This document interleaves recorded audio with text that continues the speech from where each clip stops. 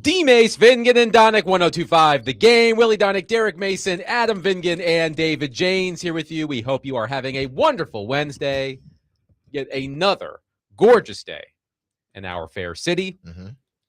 We have a lot to discuss today. The NFL offseason is here. A lot of quarterback needy teams out there. Could some former and current Titans quarterbacks help out some of those quarterback needy teams? We will discuss. The Olympic men's hockey tournament has started. Ongoing, Sweden is up 2-1 on Italy. Shots in the first period were 27-3 in favor of Sweden. Fire up the UC Saros discourse, because the first game of the Olympic men's tournament, a big upset. Slovakia defeated Finland. UC Saros was in goal for that game, and it's already spicy on social media. But why? I mean, what do you mean why? You know why. You think he played bad? Do I think he played bad? I mean, really? You had to think about it? I don't think he played bad at all. They should have won the game. But the other goalie just was out of his mind. But you know as well as I do that we can sit here and provide as much nuance and context about UC Saros's performance with the Predators. We can try to do the same with Finland losing to Slovakia. But you know that in the court of public opinion, this is going to be used against him. All I ask is that, did you watch the game? Yes, I did watch the game. Okay, you watched the game. But the people that are raising the discourse, whatever you want to call it, did they watch the game? That's all I ask. Is if you watch the game and you think he didn't play well, okay, then we can discuss that. We will at some point. If you just said they lost to Slovakia, what's going on with UC Saros, and didn't watch the game, then I have a problem. Is that fair? Yeah, I think it's fair. I would say it's reasonable. No, that's that fair. Would be reasonable. Fair and Do you think that they should just never give up any goals to Slovakia? I mean, the guys that score was the first pick in the draft. Yes, but Finland has 24 NHL players on its roster, and Slovakia has 7.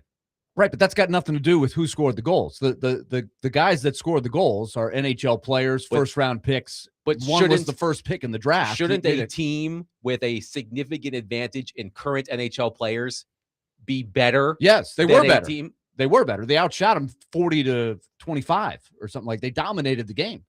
We'll get into that. Don't you worry. We will discuss. But you know hockey. But if you're just talking about the goalie, if you're talking about Finland as a team and why they lost the game, that's a whole nother story. They should have won the game. But that was a hockey game where the goalie stole the game for Slovakia. He did. And they made some plays. There were some complete gaffes by Finland that cost them the game. It was not on the goalie, in my opinion. I know that. I'm pretty sure that I think most people would agree with me that even though I am a defender of UC Saros, as people know, but I watched the game from start to finish. That was a classic upset. It was a great way to start the tournament. A fantastic game. And we've been waiting for NHL players to return to the Olympics for more than a decade. And we will talk about the Olympic men's. If people have a problem, text the line. Tell me the goal or two that you thought Saros. Okay. If you watch the Finland-Slovakia game and you have opinions on the performance of UC Saros, 615-737.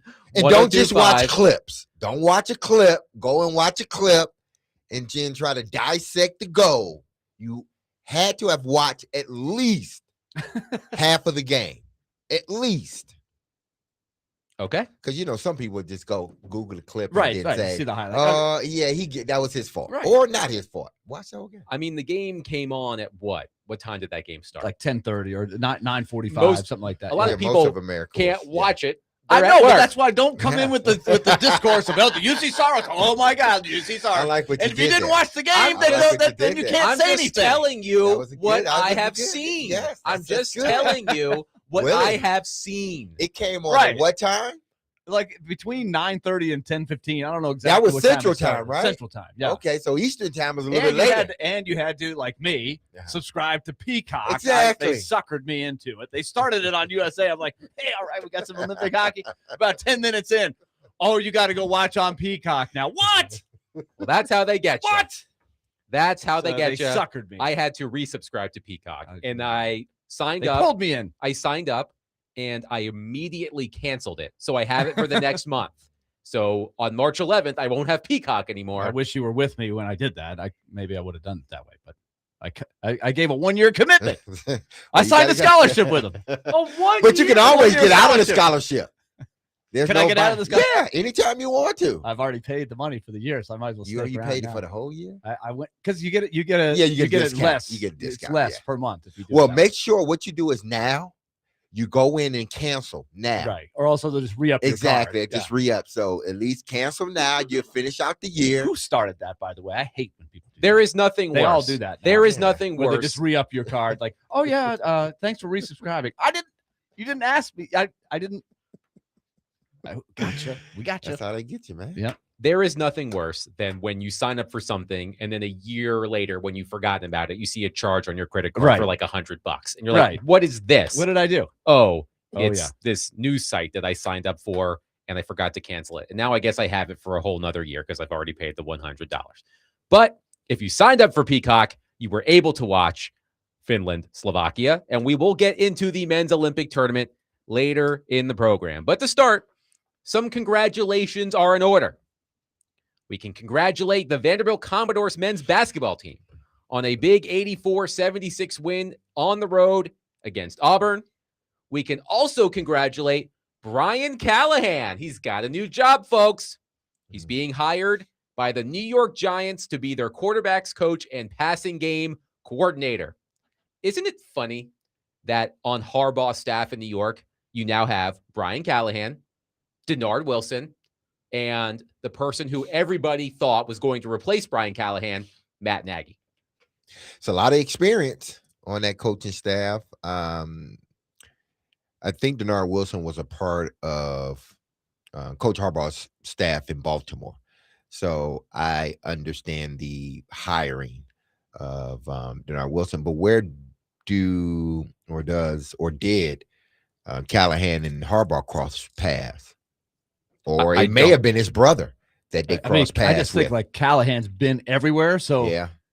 just somewhere along the line. Yeah. He's been so many places. And he might have, it's always one of those things where, and I know young coaches, especially when they have the title of OC or DC, and some call plays, some don't. But it's interesting to see, jobs that they take, because I know every job is the right job because there's only 32 of those jobs. But when you look at Brian Callahan, had he not taken the Titans job, how hot would his name be? Or would it be hot at all? Because right now, he went from being OC by title to head coach, now quarterbacks coach. And he may not get a shot at being a head coach ever again. So my thing is, it wasn't smart for the Titans to hire him, but should he have taken a job? Because that job may have done more hurt than it helped him. There was a line in the story on ESPN about Callahan being hired by the Giants, and when I read it, I got queasy. Before he was the Titans head coach, Callahan had a long history of success working with quarterbacks. No, we're not doing that again. It's not our problem anymore. He's the Giants quarterbacks coach and passing game coordinator, but he worked with Matthew Stafford and Derek Carr and Joe Burrow. That was the problem. That's how we got suckered in here. He worked with these great quarterbacks. No. Let's talk about what happened here. It was bad. It was bad. But this is also what happens in sports. Like when Matt LaFleur left the Titans, nobody was going, oh my God, what are we going to do without Matt LaFleur? He'd been there for a year, and the offense wasn't that great. They didn't even make the playoffs. Remember, Vrabel's first year, they missed the playoffs. They had won a playoff game. And then that first year was the year that Mariota got hurt towards the end of the year, if I'm remembering this right. But they missed the playoffs, and their offense didn't play right. Mariota didn't have a great year. So it was like, fine.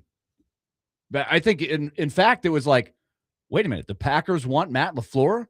as the head coach after that year. So it is wild how different coaches in different spots with different players can rise or fall based on those players and the fit. Just like players.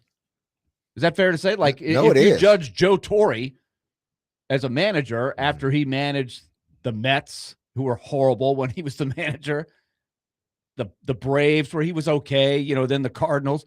Then he goes to the Yankees, and he's got Derek Jeter and that crew, and he wins 3 World Series, and he's a legend. He's in the Hall of Fame. Great. It just sometimes it's a little bit of time and place, luck of the draw, and being the right guy. Well, we didn't have any luck with him. Meaning Callahan. Right, Titans were like, I don't care. Yeah, they still wanted to take him. He's terrible. But this is probably, obviously this is a Giants thing, and this is probably where he is best suited as a quarterback's coach or an offensive coordinator, not necessarily a head coach.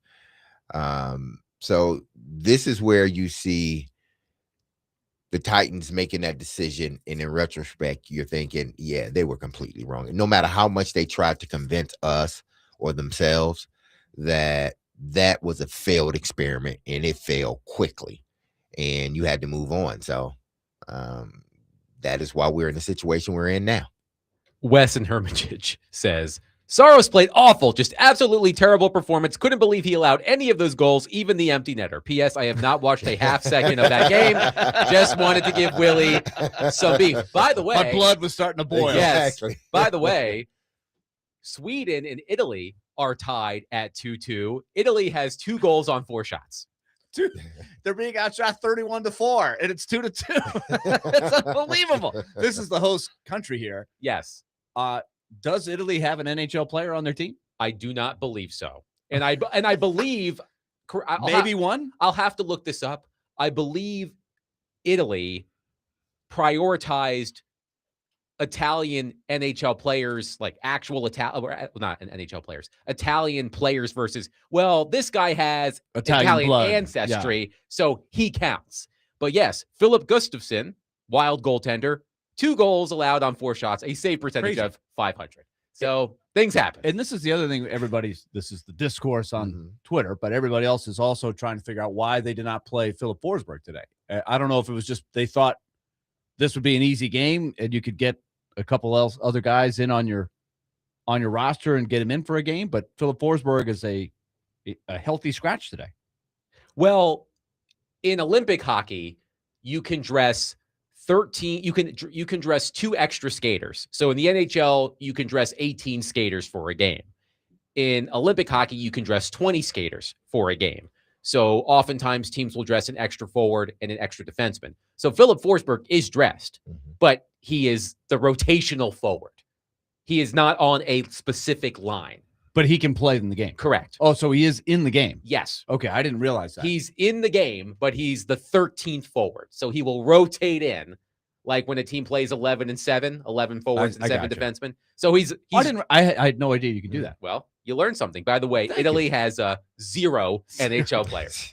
They must have the crowd, though. The crowd has got to be for Italy. There are 25 players on the team. All 25 are first-time Olympians. Oh, wow. And it's 2-2? NHL experience. They got 4 shots. NHL experience. No, I'm looking at by the numbers. NHL players for Italy, 0 of 25. NHL experience, none. First-time Olympians, 25. That's the whole team. And yet it's tied. Were the Swedes having a little too much fun last night in Milano? So what would you compare this to, like, if in another sport where it's like, is this the pros versus the Joes, basically? Yeah. I mean, it has to be. Joes that know how to play. Yeah. But, man. Dustin from Hopkinsville says, Brian Callahan is a filler, a yes man, there to ruin Dart, in my honest opinion, because he regressed 2 quarterbacks here. He's the pivot guy on everyone's team. When the heat's on Harbaugh, they'll fire Brian in the khakis and fanny pack, sporting mall walkers. I don't get all of that text. Driver says, it's weird how all these posts just seem to look over how he failed to develop Levis and how Ward got better after he was fired. Yeah, that we can say. And, we can, some people can say, well, this was inevitably going to happen. He was going to get better with the more games he play. But it's just ironic that you fire the head coach, you elevate your quarterback's coach to OC, and all of a sudden now the quarterback starts to look like a guy that has a lot of promise. So we can only, well, not only, but one of the contributing factors could be, or people would assume, that you let Brian Callahan go, and all of a sudden now this quarterback was able to flourish. So I get it. The Commodores win 84-76 on the road against Auburn. Tyler Tanner, 25 points. Jalen Washington throws in 22. He really stepped up. Yes. So the Commodores, they bounce back from that loss to Oklahoma at home. Willie, by going to Auburn and winning 84-76.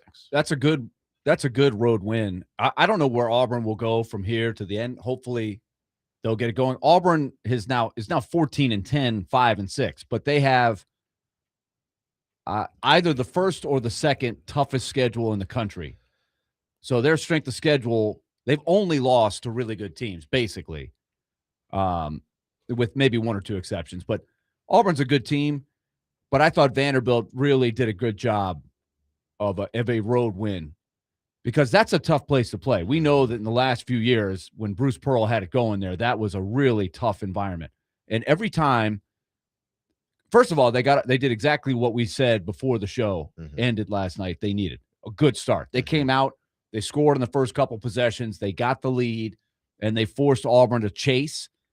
And then every time Auburn made a run, Vanderbilt would make a big shot to answer the bell and keep the crowd at a minimum. And that happened several times within the game.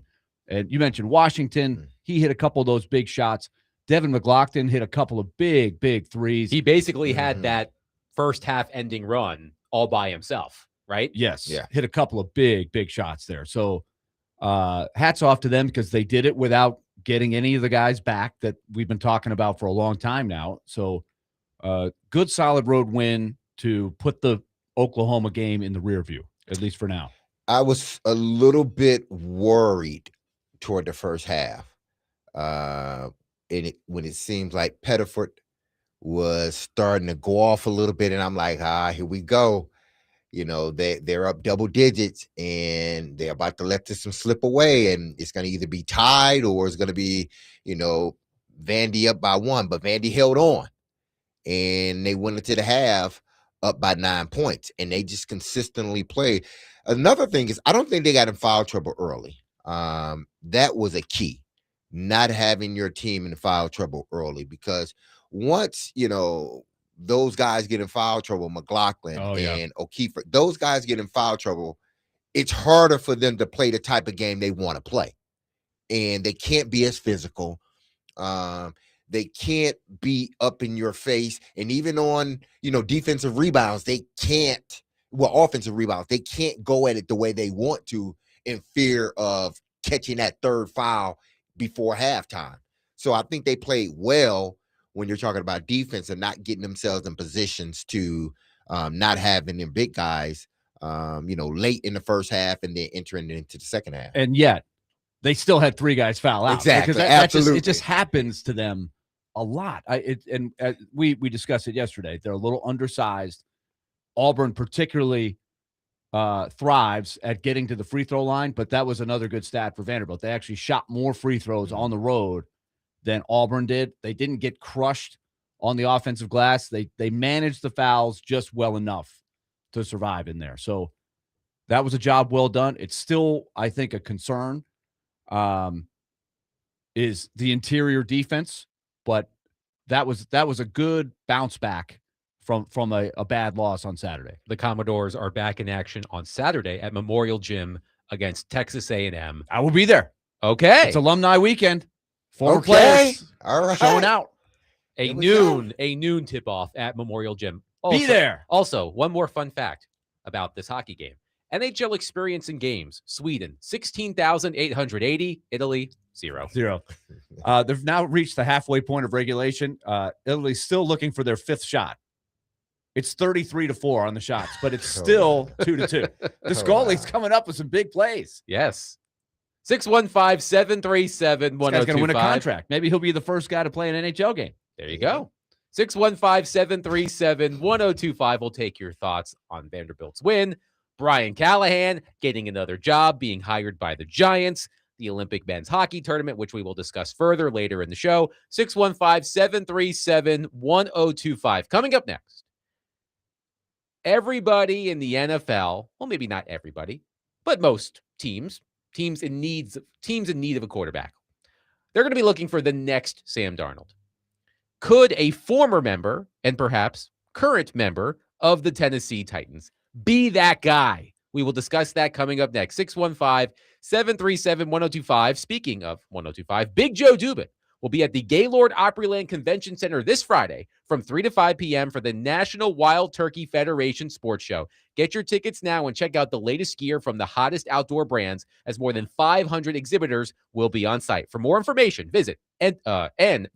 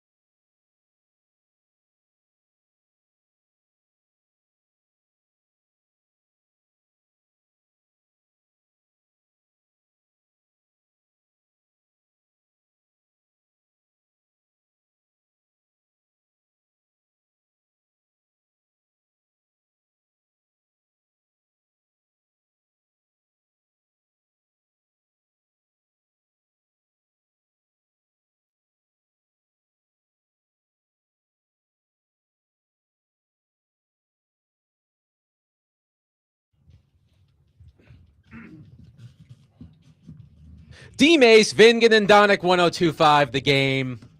Some sad news today. James Vanderbeek died at age 48. And this song, My Hero by Foo Fighters, just ingrained in my memory the climactic scene of Varsity Blues, starring James Vanderbeek as Jonathan Mox Moxon, the quarterback. So sad news about James Vanderbeek. So I wanted to play that in honor of him. He was just 48 years old this year. No, it was very sad. Just terrible. Just terrible. But on the topic of quarterbacks, now that the NHL, the NFL offseason is here, quarterback needy teams are going to be searching far and wide for their next signal caller, as Willie Donick refers to it, the frontier. The frontier's open. They are getting out on the frontier. They are loading up their wagons like it's Oregon Trail. Hopefully they don't die of dysentery, which usually happened to me when I played Oregon Trail. But there aren't that many great options out there. People are wondering what the Arizona Cardinals are going to do with Kyler Murray. People are wondering what the Miami Dolphins are going to do with Tua Tagovailoa. But there is one name out there, the splashy young name for a team looking for the next Sam Darnold. And that would be Malik Willis. Malik Willis, who has started 6 games in his NFL career, 3 with the Tennessee Titans, 3 with the Green Bay Packers. But with the Packers, he put up some impressive games. And now, is there going to be a team willing to risk it on a young quarterback who, again, has started 6 games in his career? Pro Football Focus's contract projection for Malik Willis is 2 years, $40 million with 30. 40? Yes, 2 years, My $40 million, $30 million guaranteed. Do you think there is a team out there that will be willing to give Malik Willis 2 years and $40 million, hoping that he can be the next great successful quarterback reclamation project? Is that to start, do you think? If somebody gave him that contract, that would be to start, right? Yeah. Yes, I assume. Mm-hmm. So in other words, it's like, here's the cheapest option of a guy you could take a flyer on and start. Yes. You got to hope that what he's done in that very small sample size projects to every week starter. Yeah, absolutely. Would you be willing to pay him an well, average of $20 million a year? I would say if you're on the frontier and you want to take a shot for a year and be prepared for it to go any number of directions, then yeah, why not? If you really think he's the guy and you're sure, then I would say buyer beware. But just because he's played so little, that's not a lot of games. And when he's played well. ESPN writes, quote, all 6 of Willis's starts were spot starts behind an injured quarterback one, and his reps with the Titans were brutal.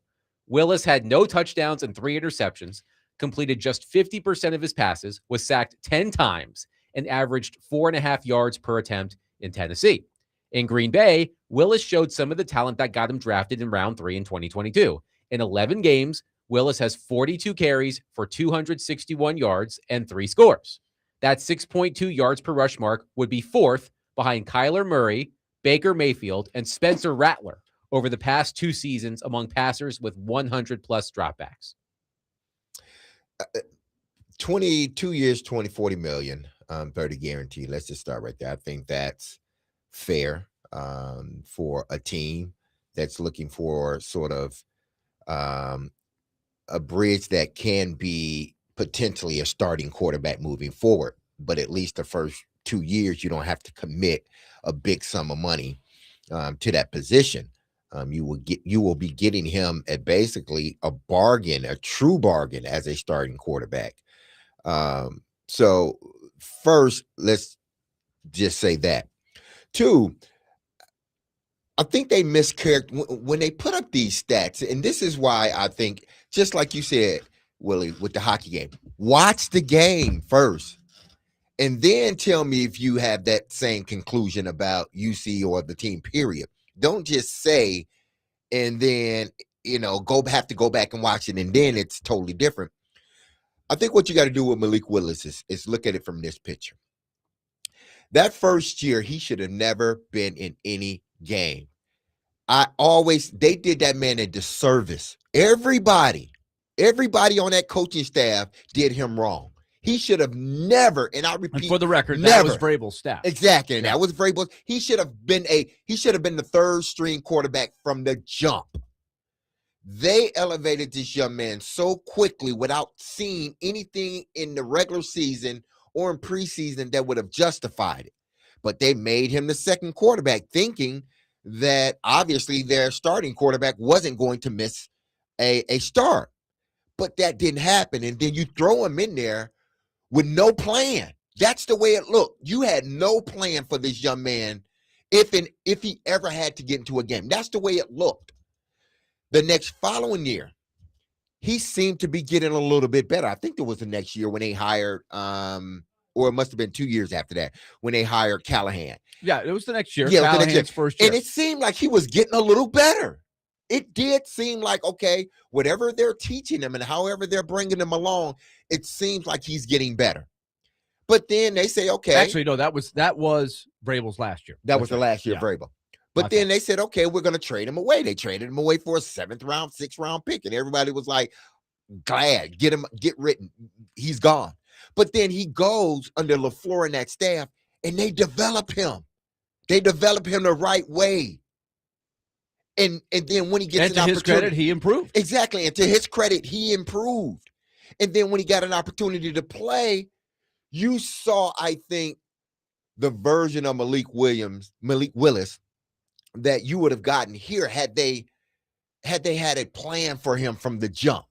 But they didn't have a plan. So he looked like a guy that shouldn't be underneath center, and he shouldn't have been. But he goes to Green Bay, he sits, he learns the system. They develop him well, and when he gets his opportunity, they put a plan around him and what he can do. And he flourished, and he gained the confidence. So when they put him back out there again and again and again, you were like, man, this guy, he's a good player. He may not ultimately be an elite quarterback or a franchise, but this guy deserves to be in the NFL and deserves a shot at a starting position. I mentioned his rushing stats. Let me mention Willis's passing stats since joining the Packers. 70 of 89. That's a 79% completion rate for 972 yards. Those 10.9 yards per attempt rank miles ahead of second place Lamar Jackson at 8.7. His 9.2 yards per dropback is also miles ahead of second place Lamar Jackson at 7.7, and his 86.3 total QBR is miles ahead of second place Lamar Jackson at 69.9%.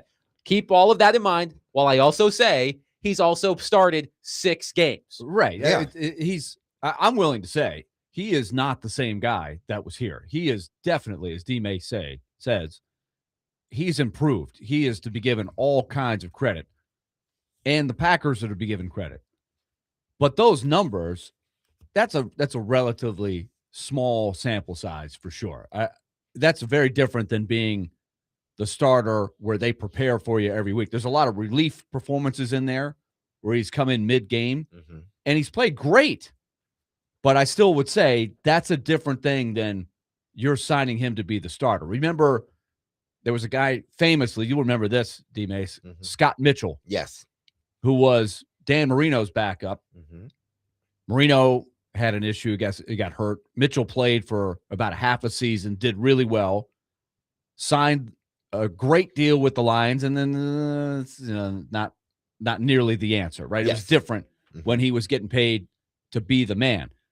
Matt Flynn is another great example. Remember him? He didn't even start in Seattle. He got beat out by Russell Wilson. Right. That was a famous thing where he started a couple games for the Packers. Yeah. Did well. Hey, this guy could be a starter. Nope. And fortunately for the Seahawks, they found Russell Wilson as a result. But therein lies the question. Is there going to be a team out there who watches the film of Malik Willis, sees those impressive numbers in a small sample? Is there going to be a team that says, you know what? We're willing to risk it. We are willing to give Malik Willis, by PFF's contract projection, $40 million over 2 years based on what he did in 6 starts. Do you think there's a team out there that's willing to take that risk? Yeah, I mean, obviously the low hanging fruit is Miami. Because of the coach, Jeff because of the Halfley. coach. Yeah. And I think that would be a good move because he would be under the same system and maybe get some of the same development there. That would be more so of a a perfect fit in the sense of the 2 years, a perfect fit there. And then you allow him to grow within the system and to see if he really can take on being a number one quarterback, because you got to understand Miami, I think, has a top 10 pick. And it don't seem like they're going to get a quarterback this year. So why not get Malik Willis for 2 years? And if you are a bad team, you're going to be picking a quarterback anyway, Right. If you've got nothing to lose on the frontier, and that's where I Yeah. thought the Titans were last year, then it's a worthy gamble, because if you catch lightning in a bottle, you're that much further ahead of the game. 615-737-1025. Your thoughts on Malik Willis as the next potential successful reclamation project quarterback. 615-737-1025. Coming up next, could someone be convinced that Will Levis is the next successful reclamation project quarterback? We'll discuss. 615-737-1025. We are broadcasting from the Busy Bee Plumbing, Heating, and Air Conditioning Game Nashville Studios, home of the $99 yearly Beehive membership, where the buzz is always about great service.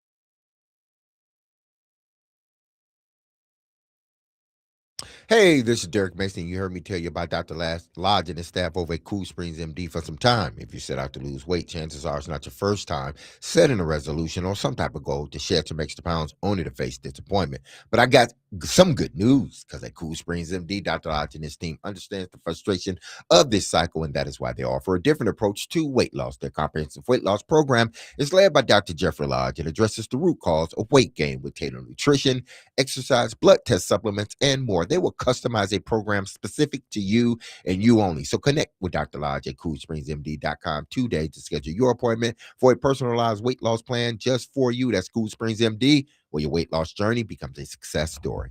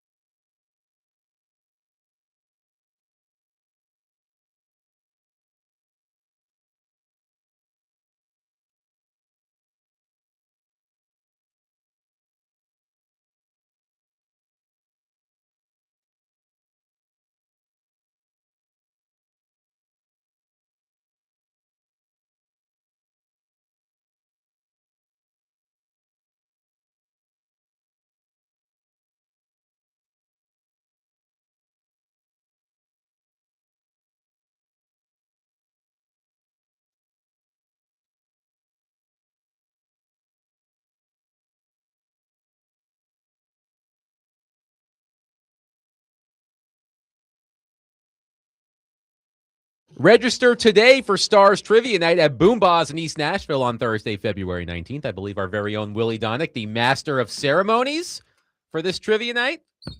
AKA game show host. Willie got some hard ones for us. Some hard ones. Okay. I'm going to author a few of the sports questions to add to the mix. Mm-hmm. So it's not too much sports, but if you come in and you're a sports person with your team, you will have some sports questions to chew on. I have been that guy. Yeah. On the trivia night, like, all right, man, is there a sports question? No sports questions. Come on, Nixon, throw me a bone. Give me something. So we're gonna give you a couple in there. So you can register today to join Willie Donick at Stars Trivia Night at Boomba's in East Nashville on Thursday, February 19th, 1 week from tomorrow. I don't know if there'll be an ice storm, but in the past, D-Mace and I have gone down the slide at the Boomba's playground that was iced over. It was like the two-man bobsled almost. Yeah. Arlo Vingan, big fan of Boomba's. The Boomba's playground? Oh, yeah. Big fan of Boomba's in East Nashville. It will be a night full of fun, food, and prizes, all while supporting Stars Nashville. Good prizes, by the way. A nonprofit providing free mental health support for students in over 200 schools across Middle Tennessee. For more details and to learn how to register, visit thegamenashville.com/events. All right. They've reached the end of the second period, mate. Adam, at Italy. Sweden is retaking the lead at 3-2. 3-2. Italy is up to 11 shots, but it's like 45-11. Derek asked the question during one of the breaks. He said, where would this rank in upset history? I don't think this would be hyperbolic. Willie, you tell me. If Italy were to pull this off, it would be a bigger upset than the Miracle on Ice. I think you could make that argument. I think you could. Italy, again, 0 NHL players, 0 games of NHL experience. The only thing that would be different is it's not the medal round, right? It is correct. It's the round robin. Sweden, in theory, could recover if the disaster happened here and they lost. And that's what Finland is facing to a lesser degree after they got upset by Slovakia earlier today. Yes. So we'll keep an eye on that. Philip Forsberg dressed for Sweden, but he's barely playing. He had 1 minute, 7 seconds of ice time in the first period. We'll see how much he had in the second period. I didn't see him that refreshes. Now he is, quote, the 13th forward. And explain again for people. So in the NHL, as most of you know, you can dress 18 skaters for a game. So a combination of 18 forwards and defensemen. In Olympic hockey, you can dress 20 skaters, any combination of forwards and defensemen. Usually teams will dress an extra forward and an extra defenseman. So I believe Sweden is going with 13 forwards and 7 defensemen. So Philip Forsberg, he's dressed for this game. He's on the bench, but he's the rotational forward. He's not on a line. He's not getting regular shifts. And I don't know why. I would be curious to find out why he is not in the rotation, especially in a game where Sweden has been struggling to score. Philip Forsberg kind of knows a thing or two about scoring. Yeah. Now, sometimes I think when you're looking at a roster, remember, you've got to have, as Crispy used to say, your dancers have to dance, your singers have to sing. You've got to have different types of players. You need penalty killers. You need defensive-minded players as well as goal scorers. And Philip Forsberg is an offensive guy. He is not a penalty killer. He is not a, quote, defensive forward. And he's a winger. I don't know if they just felt like this is a game they should win easy, which they should, even though they're not. And they felt like this is a game you could get some other guys in there. And I suppose when you're the 13th forward, I didn't know they could even do this. You're not in a regular line. I guess they just probably keep the regular lines. If somebody gets hurt, you've got another guy you can put in there. But it is odd. And I think everybody has the same feeling. Even Elliott tweeted it out that it's weird that they went this way. So we're talking reclamation project quarterbacks who could be available this offseason for other teams. We talked about Malik Willis, who is a free agent. Pro Football Focus expects him to receive a contract, 2 years, $40 million, $30 million guaranteed. Again, keep in mind, Malik Willis has 6 career starts. Now, in the games he's played in Green Bay, he's looked pretty good. But again, 6 career starts.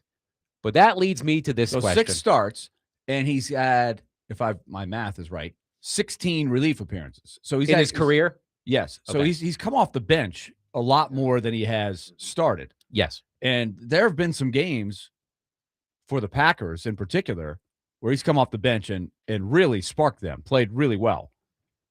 But that, to me, is the question, is how do you project Malik Willis as a guy that the defense prepares for all week and looks at his tendencies?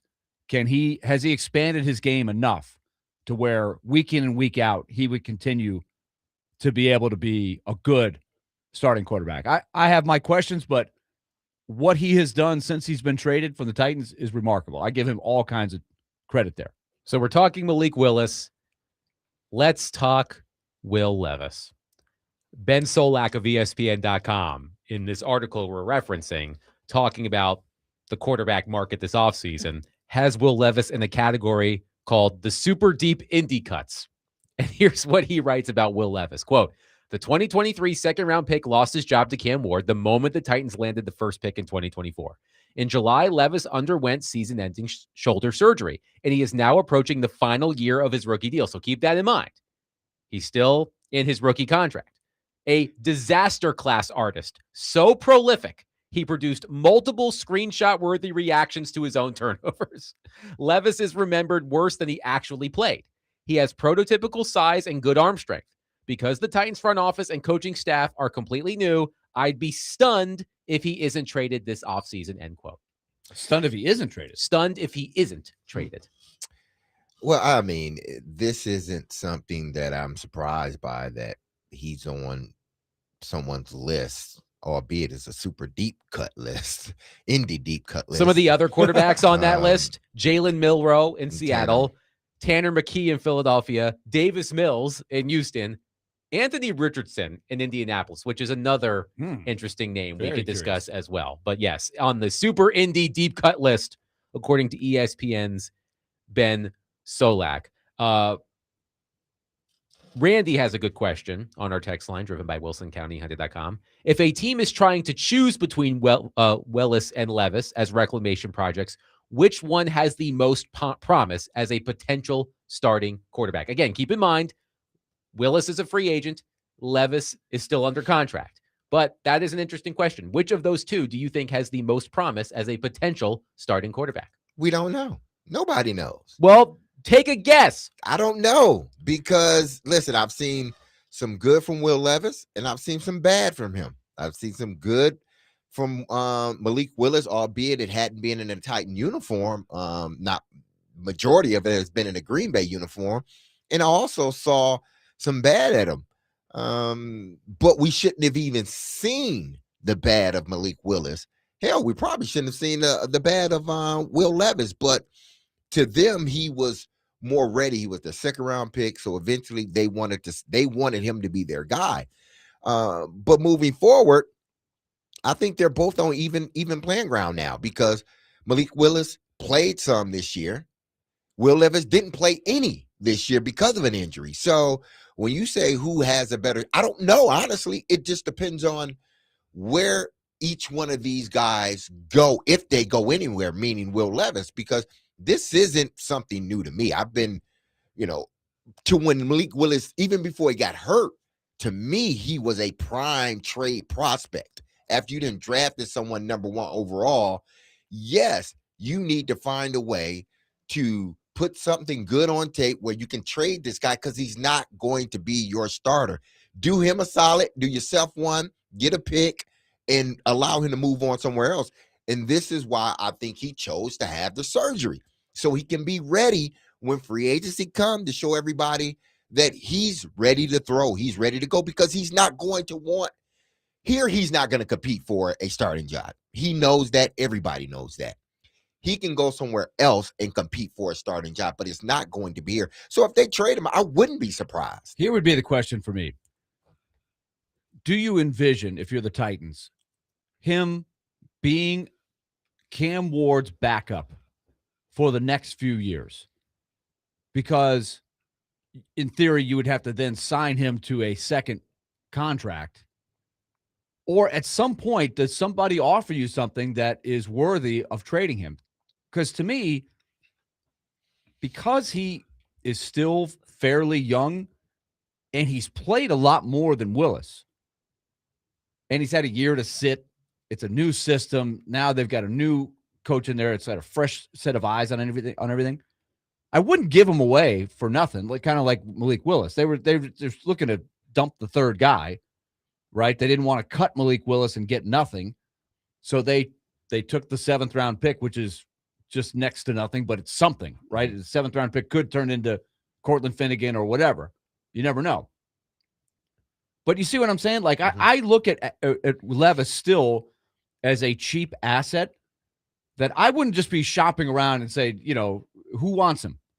I would want somebody to come to me and say, I think Levis could be my starter. Let me give you something significant. When I say that, 3rd round pick, 4th round pick, it needs to be something that could turn into something for the Titans. Otherwise, why would you give him away? Let's go to Mike on our phone line, driven by Wilson County, Hunted.com. Mike, thank you for waiting. Go ahead. Hi, guys. I'm just going to sit here and laugh. We're talking about 3 people. We're talking about Will Levis, and we're talking about Cam Ward and Malik Willis.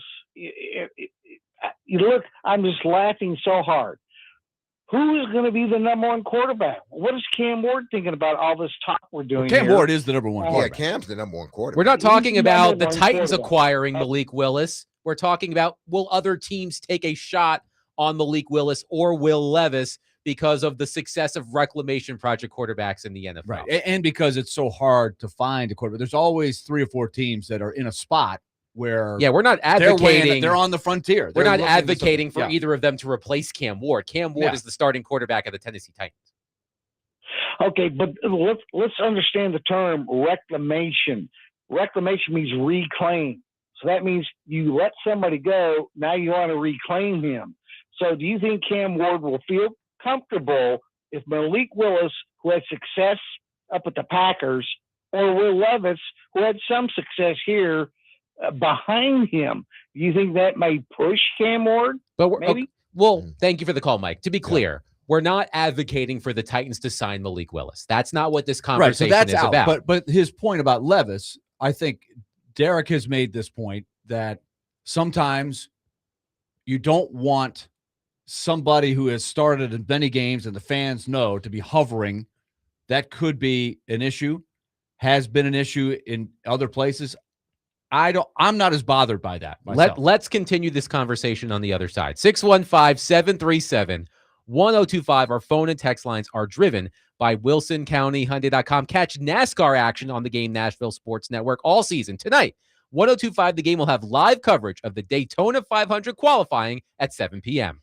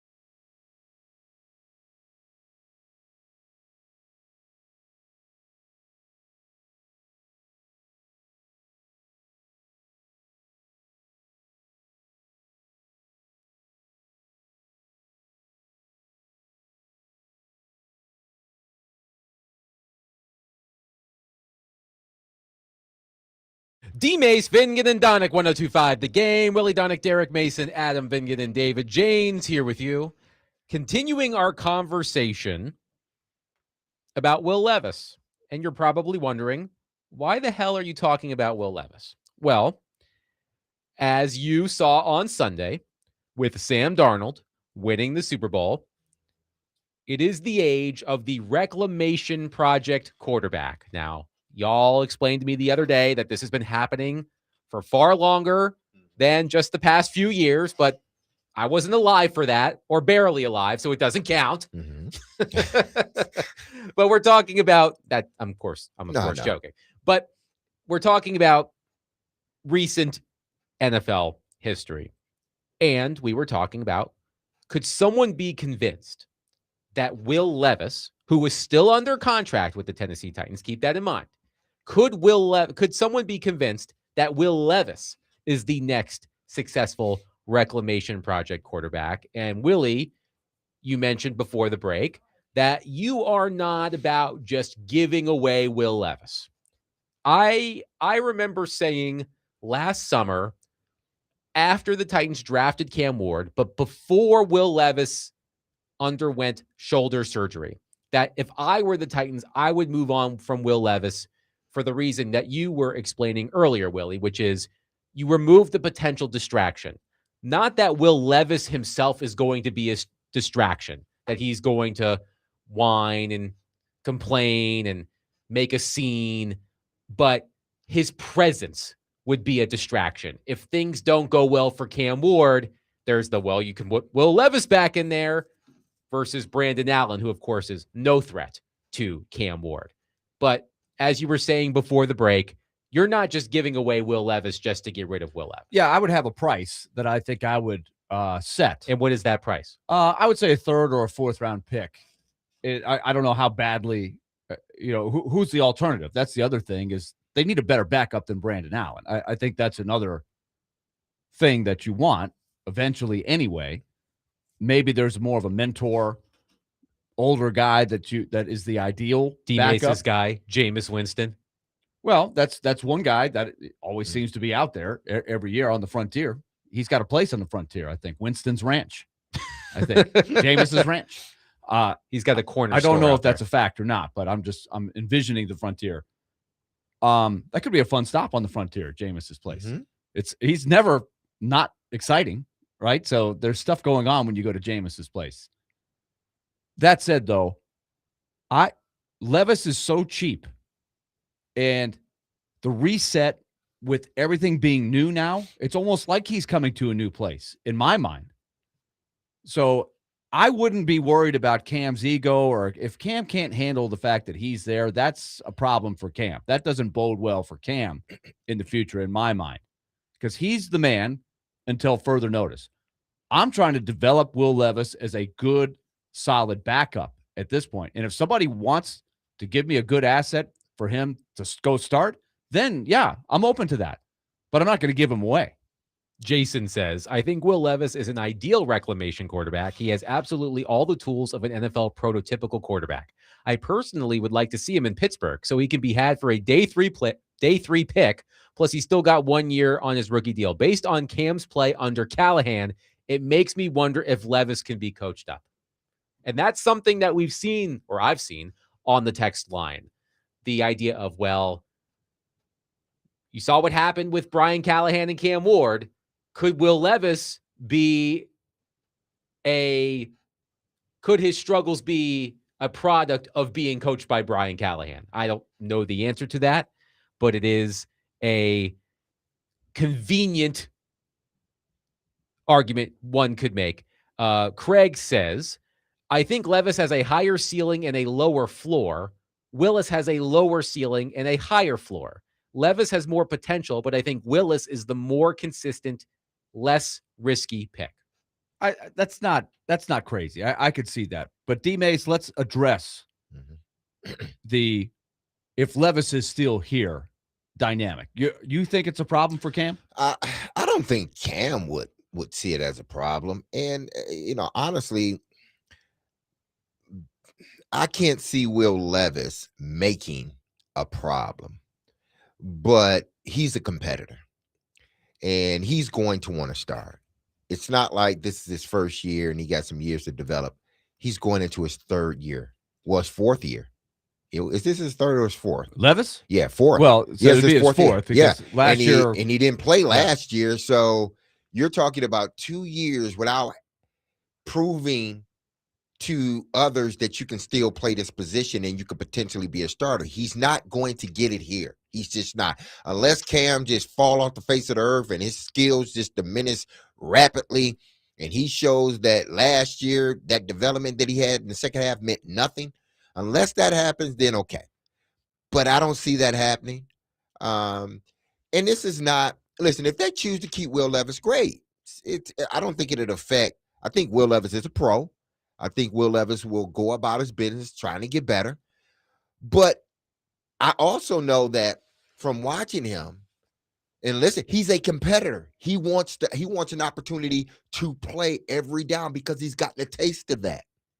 And he's not going to get it here. That's what I'm trying to get people to understand. And if I can get a 4th-round pick for him, you know what? Damn it, I'm trading him away. If I can get a 4th-round pick. Now, we're talking about 7th, 6th or 7th. Then, no, let him. I want to see him playing some games. I want him to play in some preseason games now that he's healthy. And maybe that 6th go up to a 4th, But if you're not willing to give me a 4th right now for him knowing that he's healthy, then I can just sit back and allow him to continue to develop. Isn't that what happened with Malik Willis? Didn't Malik Willis have a solid preseason? Yeah, and they traded him away for a 7th-round pick. Yeah, they traded him away. I was not wowed by his preseason, though. I didn't think he had made a lot of progress. I thought he had some bad practices in there. But it was the when game they traded him. He showed that he wasn't the quarterback he was the previous year. He showed that he did what he needed to do in the offseason, and they were bringing him along slowly.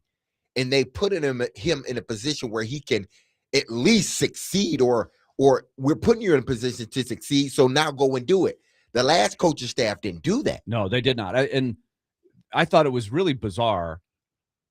And it was a little bit of a juggling act, but when they committed to bring in Levis, remember what they did in 2023. By the way, this is an interesting note. Willis and Levis are basically the same exact age. They're a month apart. They're both 26. They're on their way to 27.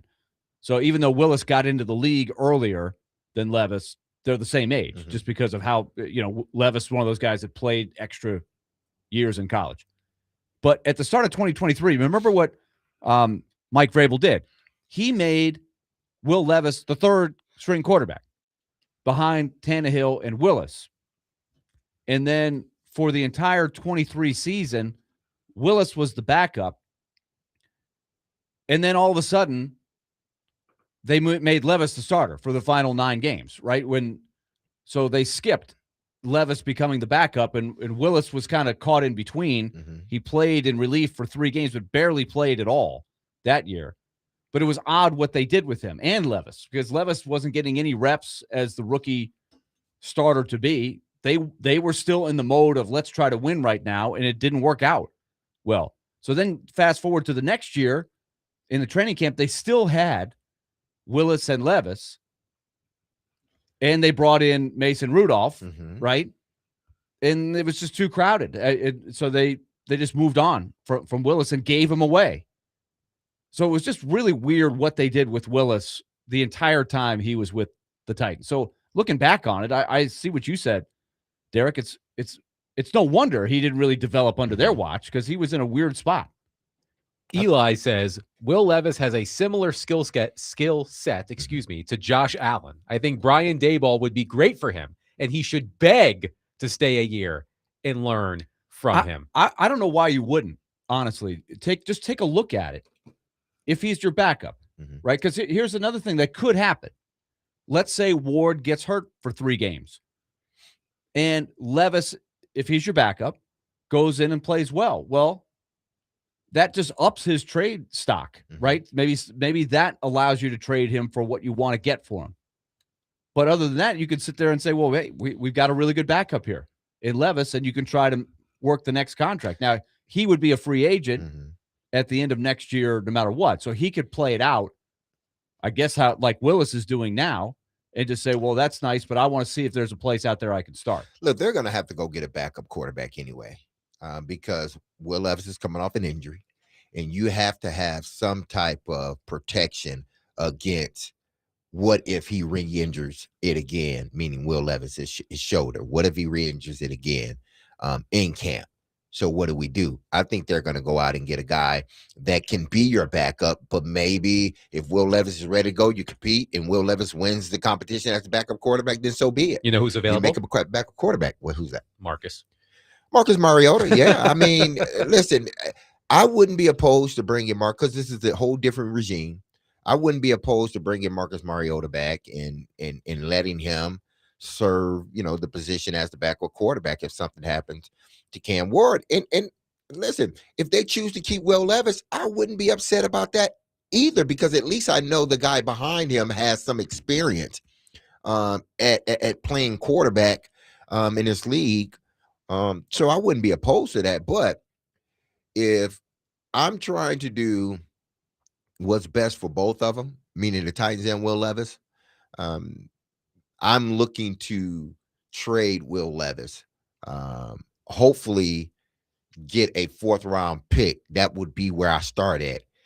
And if no one wants to pursue that or Will Levis, then I'll allow him to I will just keep him and play through preseason, and hopefully he plays well. But the problem with preseason is Cam Ward's going to get the bulk of the snaps, which he should. Why?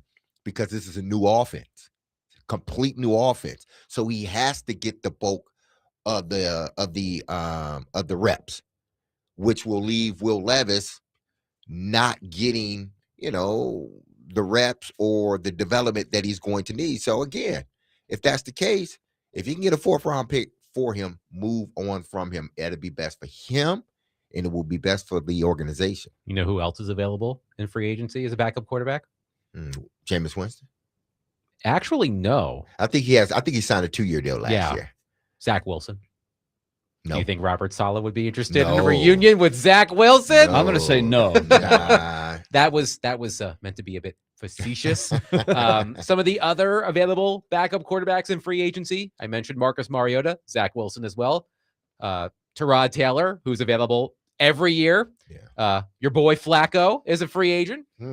Kenny Pickett, Jimmy G, Mitch Trubisky. They're all out there. Jimmy G, I think. I don't know. Jimmy G is always every year intriguing. He's interesting because, can he be a starter for a period of time? Yeah, but he can't be at, 17. You ask him to play 17 games for you starting. No. One texter says, the better question is, can the Titans convince someone that Will Levis is the next potential successful reclamation project quarterback? Giving Will Levis away is bad business. You need a higher return on investment than the cost of a different backup. Again, they have the money to spend. Okay. And it's not like the only other guy that's going to be out there is Kirk Cousins. And now you may be able to get Kirk Cousins, for $12 million as a backup, 13. And that's what it's going to take. And I know you wouldn't have to pay Will Levis that, but at least with Kirk Cousins, he's played some games. He's led a team to a playoffs. So at least you have that experience behind. And again, you got to get someone that's able to serve their role. I always go back to one guy that served his role well, and that's Neil O'Donnell. Neil O'Donnell was a Super Bowl starting quarterback, led a team to a Super Bowl, put up big numbers, and was still a starting quarterback in this league, even when he got here in Nashville. But you know what? He said, I'm going to play my role. I'm going to be a good teammate. And when they need me, I'll be in there and I'm ready to go. And when we needed Neil, he stepped right in and we did not miss a beat. That's what they need. Somebody that's there that can win you some games, but he's not the one that's pushing, I want to start. Now, if he eventually has to start, then okay. And I don't see Will Levis as he wants to be a starter in this league, Will Levis. And I don't blame him. But I think it could serve him well to be the backup Yeah. this coming year, and then if he wants to, then he can hit the market and see what's out there. And in the meantime, the Titans can gauge what he is or isn't, and they could set their price. If they don't get that price, they could ride it out. I'd be willing to do that. Now, here's a question that I have based on what you just said, because I remember it wasn't just Neil O'Donnell. They had Dave Craig before that. Then after Neil O'Donnell, a few years after that, they had Kerry Collins that was brought in there to back up Vince Young. It seems like it was easier back then to find that guy. Those guys aren't out there now. Guys who have started.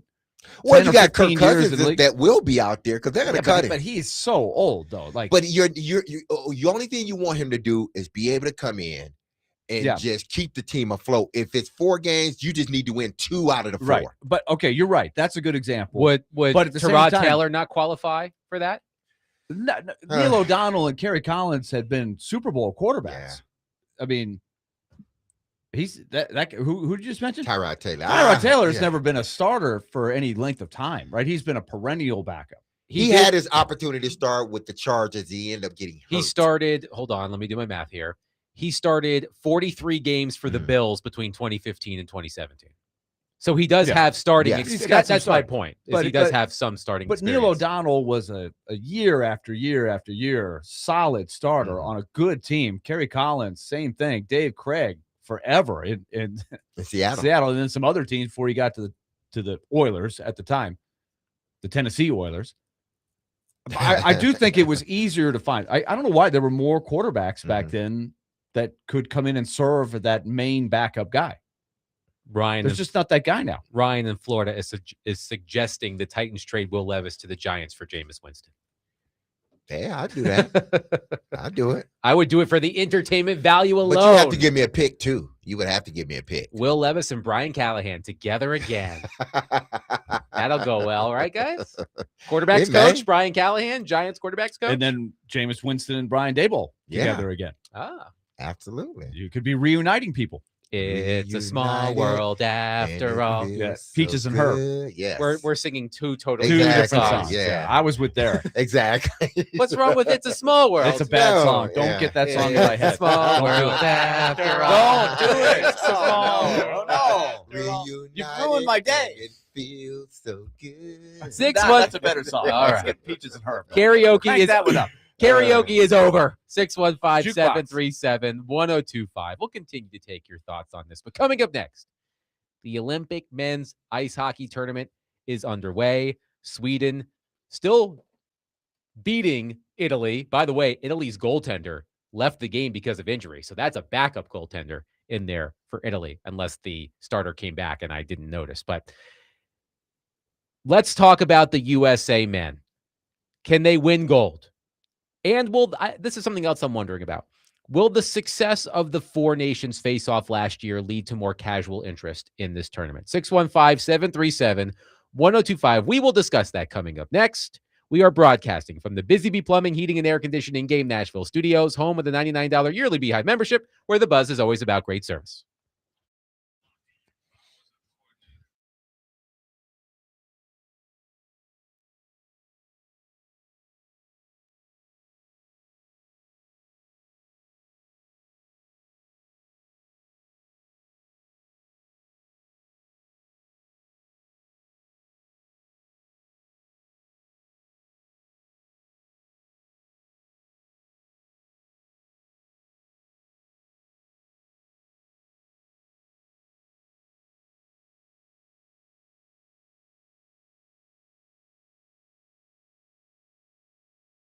Hey, this is Derek Mason, and if you injured yourself in a motorcycle accident, go to lawtigers.com for your free case evaluation. Even if your accident was months ago, you have nothing to lose by calling Law Tigers. Insurance companies want to pay out as little as possible or nothing at all, but Law Tigers fights to get you the compensation you deserve, and they don't get paid until your case has been settled. They understand how much your bike gear is worth to you and how much it means to you. So they will help you get it all repaired, or better yet, replaced. So call 1-800-LAW-TIGERS or visit lawtigers.com. Law Tigers is powered by Freeman and Fuson, and you can find them in Nashville, located at 2126 21st Ave South.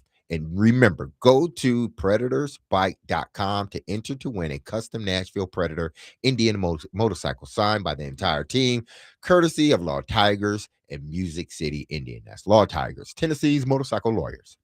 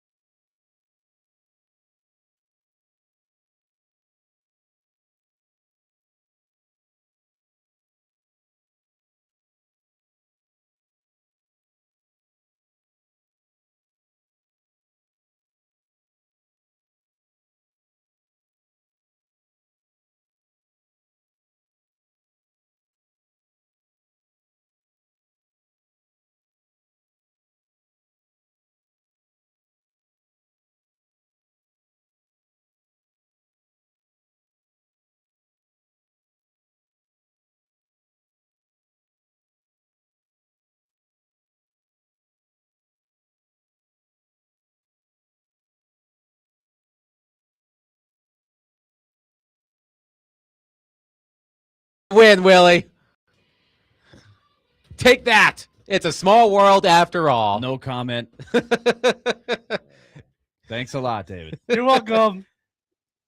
I convinced David before you could convince him not to play. I was It's a Small actually going to World. do it anyways, just so it's clear as well. Okay. Well, That's like a creepy song to me. It is. It's just a real creepy I would song. recommend. Look, I It's a went to real high creepy school song. in Orlando. I've been to Disney a lot of times. I would recommend if you go there, don't waste your time going on that ride. Yeah, It's just not. it's a creepy. There's song. just not enough It's just going on, not- there. And that song will be stuck in your head Yeah. for hours. It's just, ugh.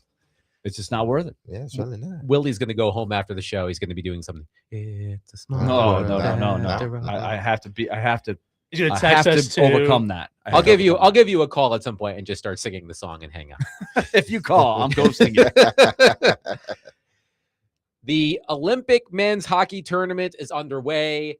Sweden now up 4-2 on Italy. How many shots on goal, Willie Donick? 58 to 16 for Italy. But midway through the game, it was 33-4 And 2-2. and it was tied at 2. This guy was playing a heck of a game in goal, and as you mentioned, he just got hurt. The backup just gave up a goal to make it 4-2. So Sweden is going to survive Yes. this game after quite a scare. and Philip Forsberg a grand total of 1 minute and 7 seconds of ice time through 2 periods. And I don't think he's hurt. As I've explained a couple of times, in the Olympics, teams can dress up to 20 skaters, so any combination of forwards and defensemen. Most teams will dress an extra forward and an extra defenseman. And for some reason, Forsberg is the 13th forward today. Willie, you have brought up the argument that, hey, Sweden shouldn't sweat Italy, so let's give a forward who's probably not going to play as much in the more meaningful games, more ice time, and hold back Philip Forsberg. That could be one reason, but I guess we'll see the next time Sweden plays. Yeah, I that's just a theory that has been thrown around there, but I don't know. I would think that as the tournament goes along, you're going to need Philip Forsberg. I do feel like they probably thought they were going to win this game pretty easy. Like you said, Italy's the host country. That's the only reason they're in the tournament. So you got to give these guys credit for just working their tails off to make it tough for Sweden. But I think we're all curious as to what they have in mind for Forsberg going forward. The first game of the day, Finland versus Slovakia. The Slovaks pull off the upset, a 4-1 win against UC Saros, Erik Haula, and the Finns. Saros made 21 saves on 24 shots. The Slovakian goaltender, who I believe is in the Wilds system, he's an AHL goalie, played the game of his life today and outduels UC Saros. So Finland starts off with a loss. Sweden is on its way to a win against Italy. But tomorrow, the U.S. men start off against Latvia, a 2:10 p.m. Central puck drop. And I've got a couple of questions. Let's start here. I am curious if the success of the Four Nations face-off last year in the NHL will lead to more casual interest in the Olympic men's hockey tournament. Remember those two outstanding games between the U.S. and Canada in that tournament. The U.S. won the first game in the round-robin stage. That's the one with all the fights at the beginning. And then Canada defeated the U.S. in overtime in the championship. The championship had 9.3 million viewers on ESPN and peaked at 10.4 million. So I am wondering if people who weren't going to be checking out this tournament, the Olympic tournament, will be tuning in because of the success of the Four Nations face-off. I think that's a pretty good bet. The games here will be in the morning or the afternoon. At least if you watch them in the prime time, they won't be live. Correct. So I do wonder how that will affect viewership when it's live, because I think now, unlike maybe 40 years ago when they used to sneak that in there, like remember the Miracle on Ice game was not shown live until that night, and some people already knew who won by that time, which is really weird to think about.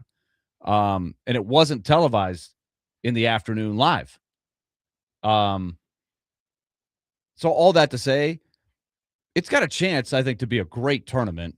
And so if you're able to follow it in the morning or the afternoon, I think that will help.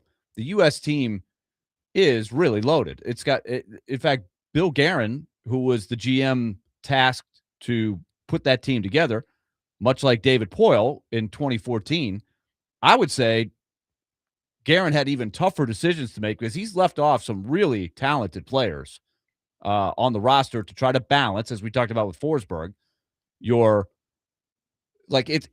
you put your lineup out there, it's not the 12 best scorers. It's a mix of the best scorers, but also the best defenders, the best penalty killers. You've got to have those roles. And so I think sometimes people look at a roster and say, well, why wouldn't you have Adam Fox or some of these other examples of Americans who are not on the team? It's because of what we just said. You got to have those gritty, tough, hard-nosed defenders in your lineup somewhere, even if they're not as talented as the guys you're leaving off the roster. That's going to be the biggest question for Team USA.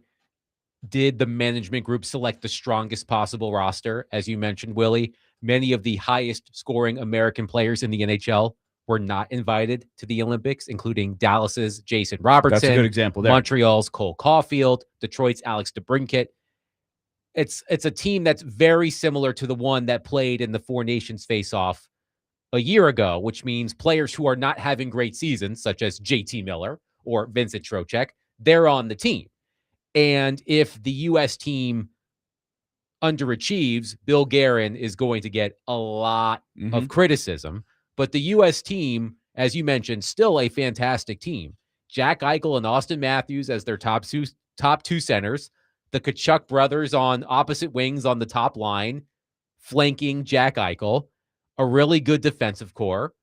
But it should be illegal for Team Canada, and I say this in jest, it should be illegal for Team Canada to have the center depth that it does. Canada's top three centers are Connor McDavid, Nathan McKinnon, and Sidney Crosby.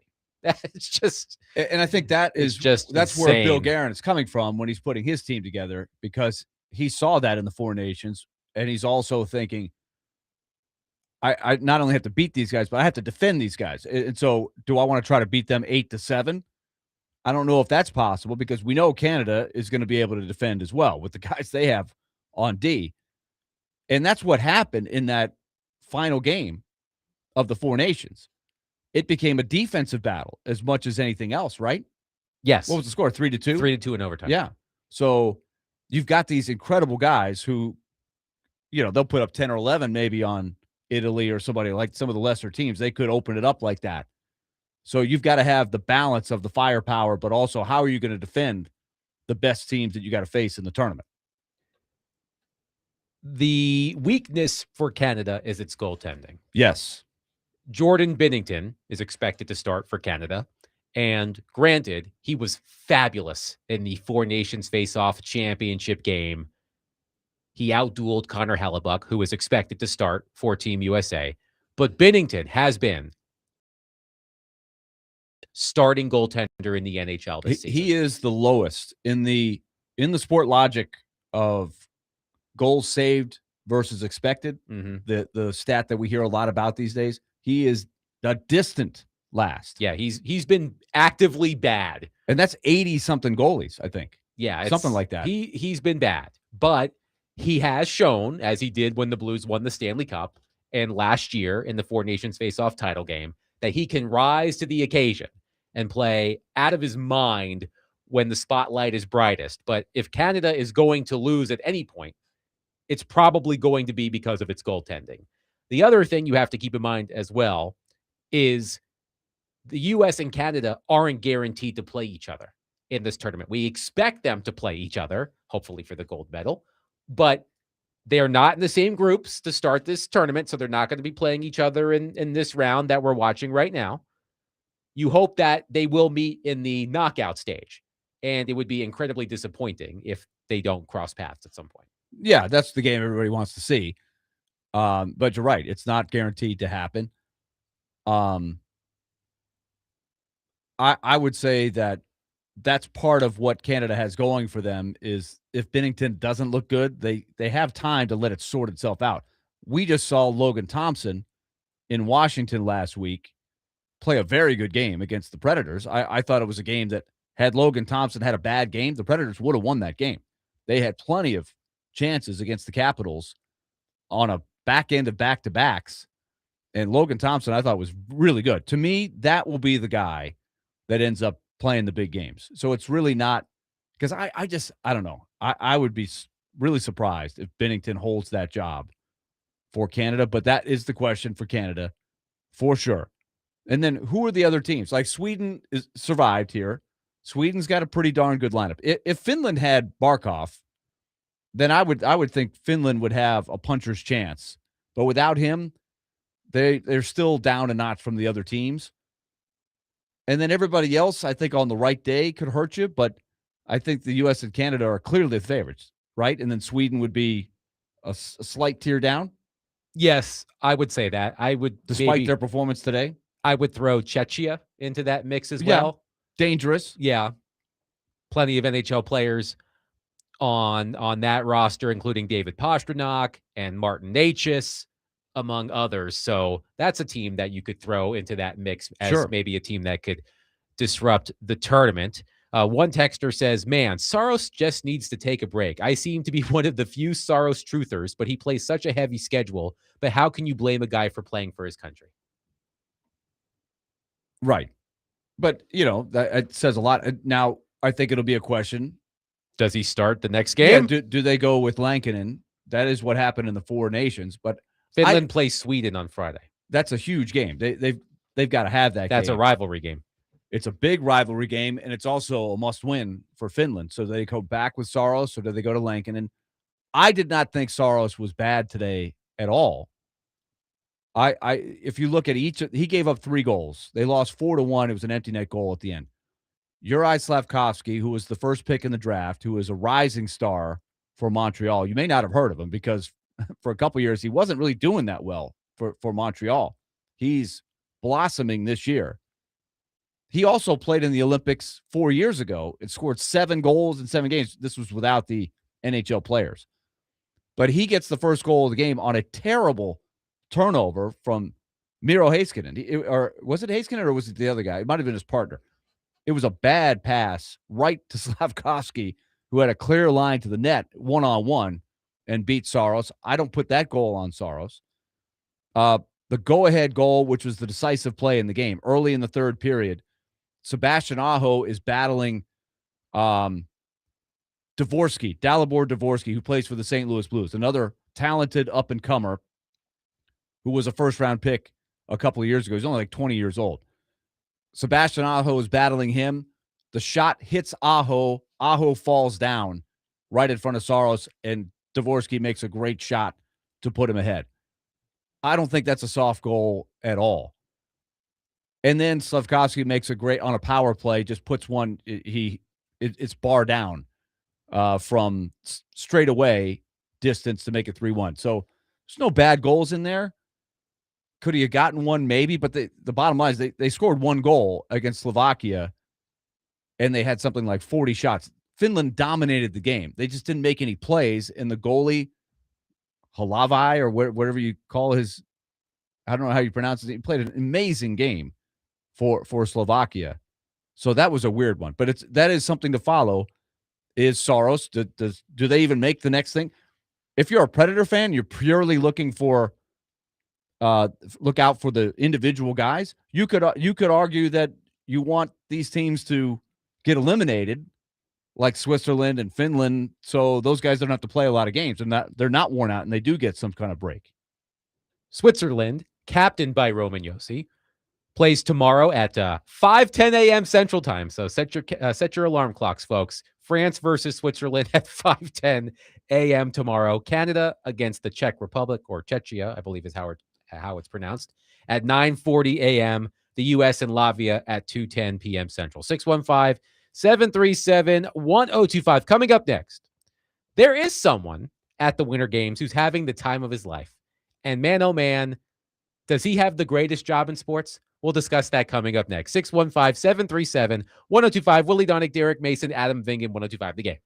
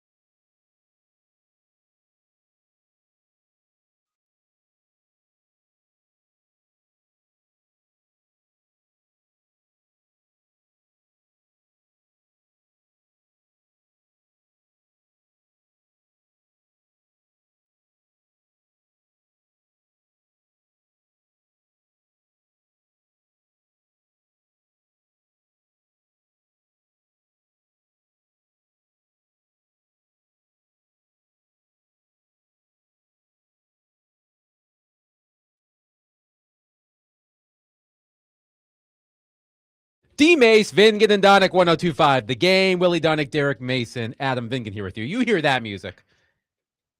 Snoop D-O-double-G, Snoop Dogg. And I didn't know this until Willie Donick told me that Snoop Dogg is Team USA's honorary coach at the Winter Olympics. He's the coach of everybody. Is that right? He is there to support. He is having a blast. Of course, he did this over the summer as well. Mm-hmm. The last Summer Olympics. Yes. He and Flava Flav were kind of out there. And it was a great idea. Whoever thought that up to have those guys there, it worked so well. So Snoop Dogg is the honorary coach. Coach Snoop. I'm convinced this is the best job in America that he's got. I want this job. It just may be. Coach Willie is very jealous of Coach Snoop. He's just the hype man. That's all. I will say that I don't think Coach Willie has the same fashion sense as Coach Snoop.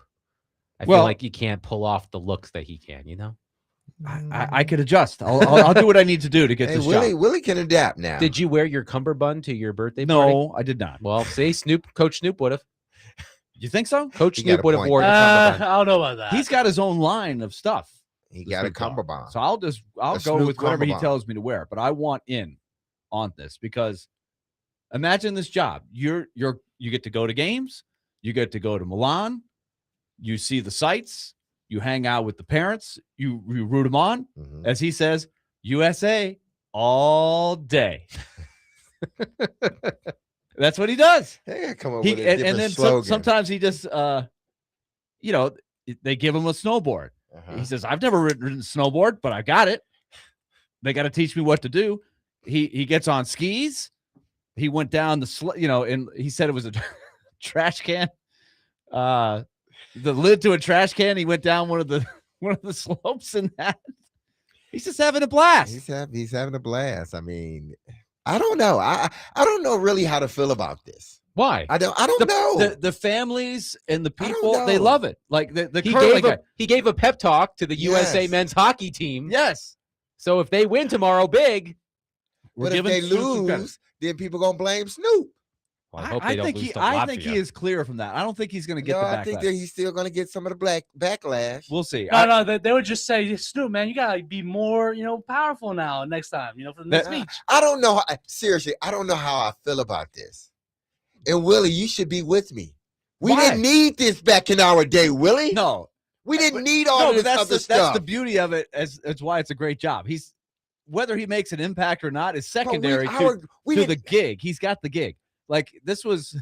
we I was didn't watch watching for an the hype interview. man. No, Willie. no, we You don't know that. No, and that's fine. Carl Lewis. But That's what we watch. But for, if they and want other to, great if they want to Olympians. hire him to do that, if they want to hire me to do that, I'm taking it. Here, how Man. about this? Was a great example too. They were interviewing the man-woman duo that won the curling silver. They almost won the gold. The U.S. has never won the gold in the curling in that category. They rarely win the medals. They almost had it. It was a good story. And they were asking the guy, what were you feeling? He goes, I looked up and Snoop Dogg had his arm around my mom. He said, Yeah, and he was like, I'm about to win a medal. And I'm like, what is going on here?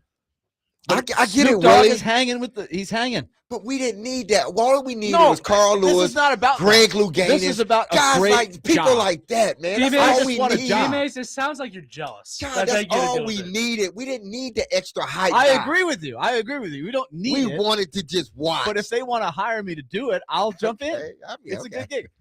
Like I could. What if the Mets came to me in the summer All right. and said, "Okay, Willie, hockey's over. You got the summer. Do you want to be Coach hype Willie? Just sit with the parents, go on the road with the team, hang out to the different sites, and just be Mr. Positive." I think I would love that. I would do that. Would you get tired of singing the Mets song? Because you would have to sing it or not. no, you I would have think to sing it a lot. I would do it. Okay. I would do it. All right.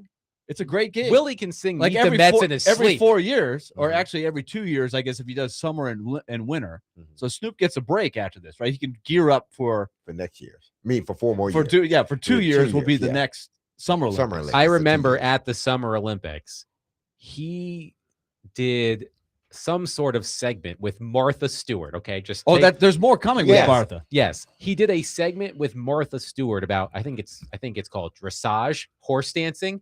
He was fascinated by horse dancing. He was like, that horse is crip walking out there. It was hilarious. So he said something. He was on the Today Show. I was flipping on trying to find the hockey game, and he was on doing an interview, and they said, well, Martha Stewart's coming. What are you going to do with her? He goes, she brings up the upper echelon Snoop. So he's all excited out with her. Ryan in Florida says, I hope. Yeah, because I mean, it's legal. It's legal, so there you go. Joey from Gallatin says, Snoop is everyone's cool unk. He is the epitome of the American spirit. One texter says, Steven says, D-Mace, hush your face. I just want to know, I is there a like better Snoop. job? Is there a better job out there than that job? Right now, I can't think of one. Let me see. Can you I put don't know, Snoop really. Dogg on a There's bobsled? no pressure. There's no pressure. Unless there becomes backlash where, hey, he gave a pep But talk there and they is lost. pressure. That hasn't You don't happened think yet. there's pressure, but there is pressure. Because you have to be the He guy. doesn't seem to be feeling the pressure. He probably don't. He's fine. Probably took a few tokes. He'll be all right. He's definitely fried. Very is what I relaxed. mean. Yeah. Exactly. He's definitely relaxed. Hey. Smoke, you know what, every day. He's darn That's sure good. relaxed. I tell you that. You okay? Yeah, I'm just joking. Yeah. All Oh right. man. Woo. Man. I will. You know what? Look, before I will say that my 67-year-old mother loves Snoop Dogg. She And that's- loves Snoop Dogg. And that is My what Snoop is for. 67-year-old mother. That is what Snoop is for. For the 67, 68, White women? 70-year-old women, older women that don't know. I'm going to say it. I can't say it because I'm going to get in trouble. They don't But know yes, the 90s you Snoop. he's safe. He's a safe Snoop. Safe, okay. He's safe. I would say he's safe. He's safe. Because why? Because your grandmother loves him. No, my mother. Your mother my loves him. 67-year-old Yeah. mother. And I'm sure if my grandmother was alive, she would probably like Snoop too. You know, he appeals to. He has broad appeal. Yeah, he Would has you that- have said that 30 years No. ago about Snoop No, Dogg? Your grandmother would have been scared of Snoop. Absolutely, she Big would have time. been scared of Snoop. Yeah, it's People my age that were scared of Snoop at the time. Ice Cube, same way. Yeah, but they he have was doing the kids' changed. movies Hey, man, they're about 10 years after he was. Exactly. They present themselves as something different. They've evolved. They've changed. Their life has changed. So, there we go. Nothing wrong with it. Ain't nothing wrong with it at all. I think everybody should have that sort of evolution of themselves to become a better person. That's all. I have a follow-up question, because I want this gig. Did Flava Flav lose the gig from the summer to the winter? Who do we need to talk to so Willie can get this gig? Well, who would be the team you would want to follow to be Coach Snoop? Like, would you follow the Duke basketball team and do the same thing, just sit in the stands with the parents? But I would not support. I would not The be. camera would go to you from time to time. You would do some interviews. I couldn't see Adam doing that. No. No, I would not be as cool, calm, and collected as Snoop Dogg is out there if I were in that position. Yeah. you I got would- to shoot a couple, at the shoot around. He would be They too get much you on in the camera. game. He would be too much into the game. Yeah, that's true. He would be the wrong person. You need to have someone that's neutral. Yeah. to come in and like the team, but Maybe you're not too much of a too diehard fan. invested So in maybe it. I shouldn't do Exactly. it for the Mets then. Yeah. Maybe I should do it for a team that I'm more That you loosely like, that I like but don't love. Exactly. Like the Kansas City Royals. How about Yeah, that? something like that. Because I'm probably throwing stuff if the Mets blow the game or something like that. Yeah. That wouldn't go over well with the parents. Yeah, so really maybe right. I'd be like, oh, that's too bad.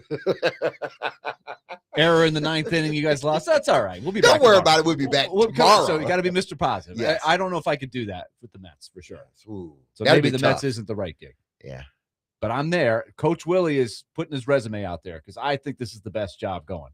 I saw a Coach clip. Snoop. I saw a clip of Snoop Dogg attempting to learn curling earlier today. Yes, he had good form. Did you see him? he did. He had the lunge. He did that. When I go I to, feel like my hip is going to pop out of my socket. We No. did that one time in I Winnipeg. always think back to Chase. Remember? Oh, that was.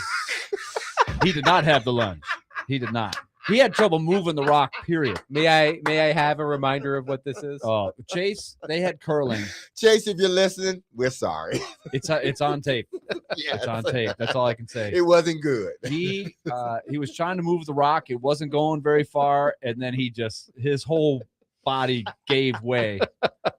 Collapsed on the Athleticism ice, yeah. of Chase McCabe. And that rock did not go very far. That was the day that we knew Chase didn't have athleticism. That That's the is day? Yeah, that is the day that it was like confirmed. Like he has none in him. So One texter man. says, if Willie gets a job like this, he's got to dress up like Jamie Kennedy from Malibu's Most Wanted. Oh wow. I don't know what that is. I've seen that. It's a horrible movie. If that's but what I it saw takes. If that's what it takes. You don't want to be dressing like him, man. No? No. Is that no. too much? Yeah, that's too All much. You wouldn't feel right in that sort of attire. I have not heard that name in a long time. Jamie Kennedy. That was an awful movie, but I watched it. Yeah, I'm sure I did too. I think it came out when I was in high school. 615-737-1025. If you have any suggestions for which team Willie should serve as Coach Snoop for, let us know. 615-737-1025. Coming up next, Jonathan Hutton from Hot Mike with Hutton Withrow will join us. He was out at the Super Bowl last week. We'll ask him about that. As we heard from Chad Withrow last week, he and Hutton had an interview with Tony Vitello. That is now available for you to watch. We'll ask him about that and more. 615-737-1025. Willie Donick, Derek Mason, Adam Vingan, 1025 The Game.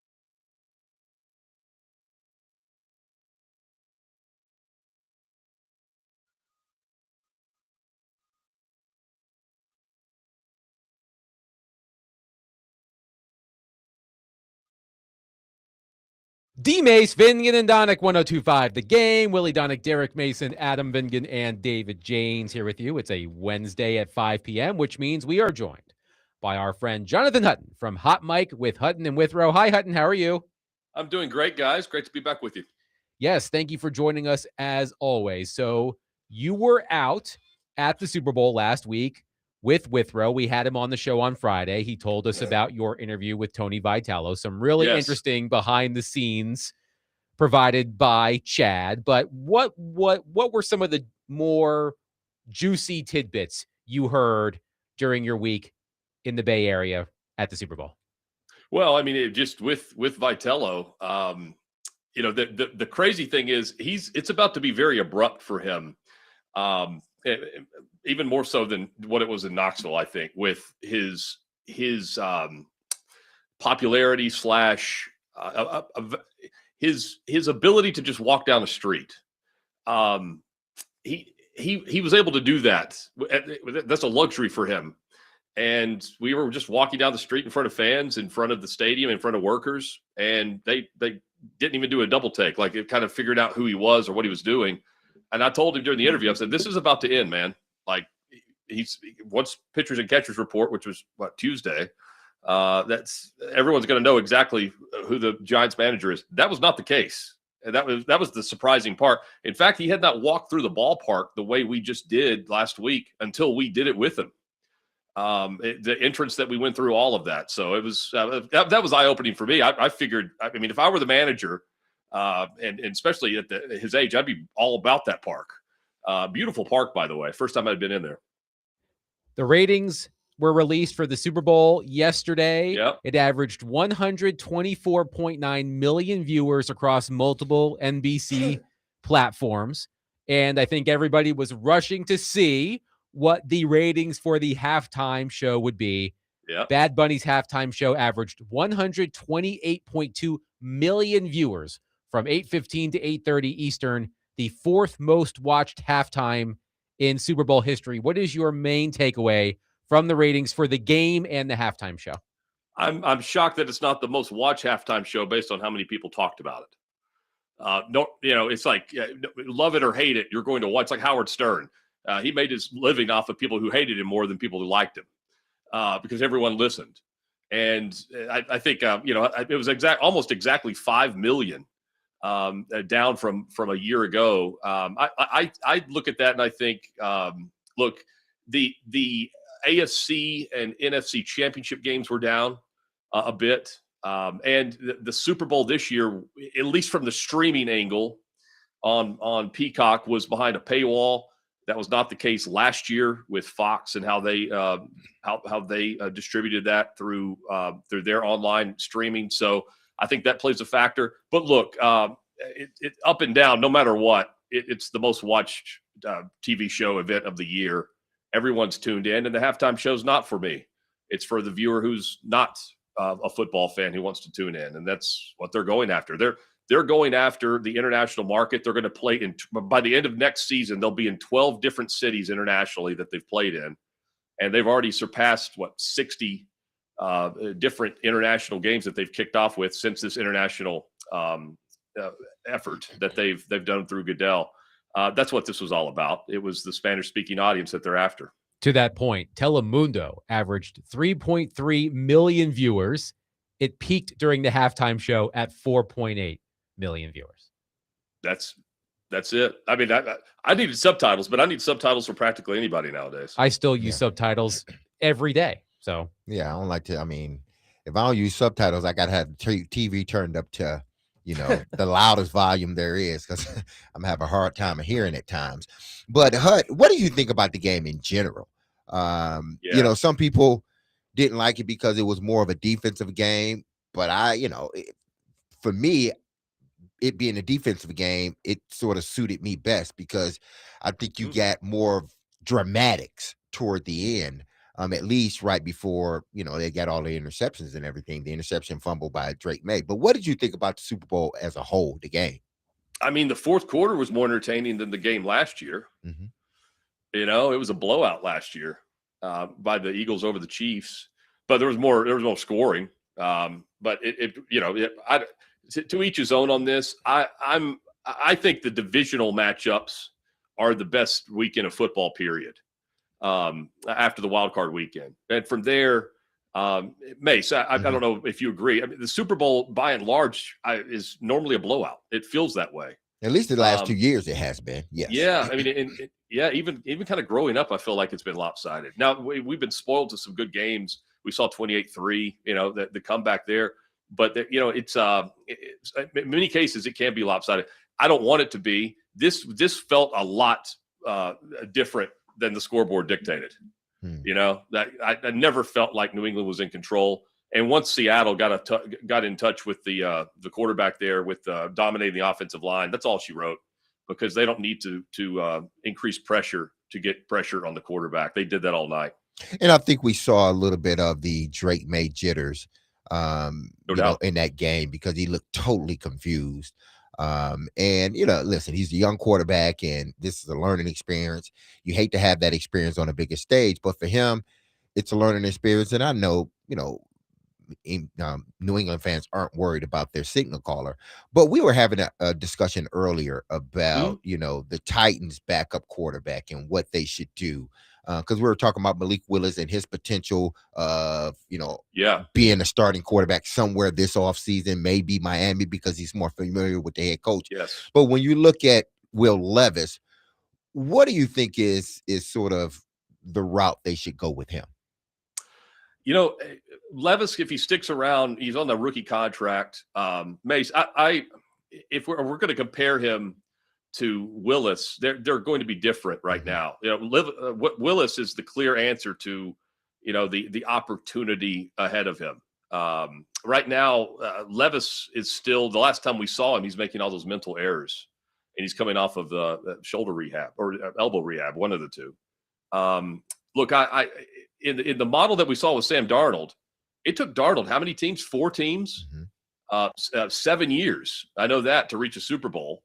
And Willis, I think, is a great example of finding the right fit, the right coach, and the right mentality going in. I mean, he's already kind of living the unlocked version of himself as a professional, like a 130 plus passer rating over the 20, 24, and 25 seasons for him.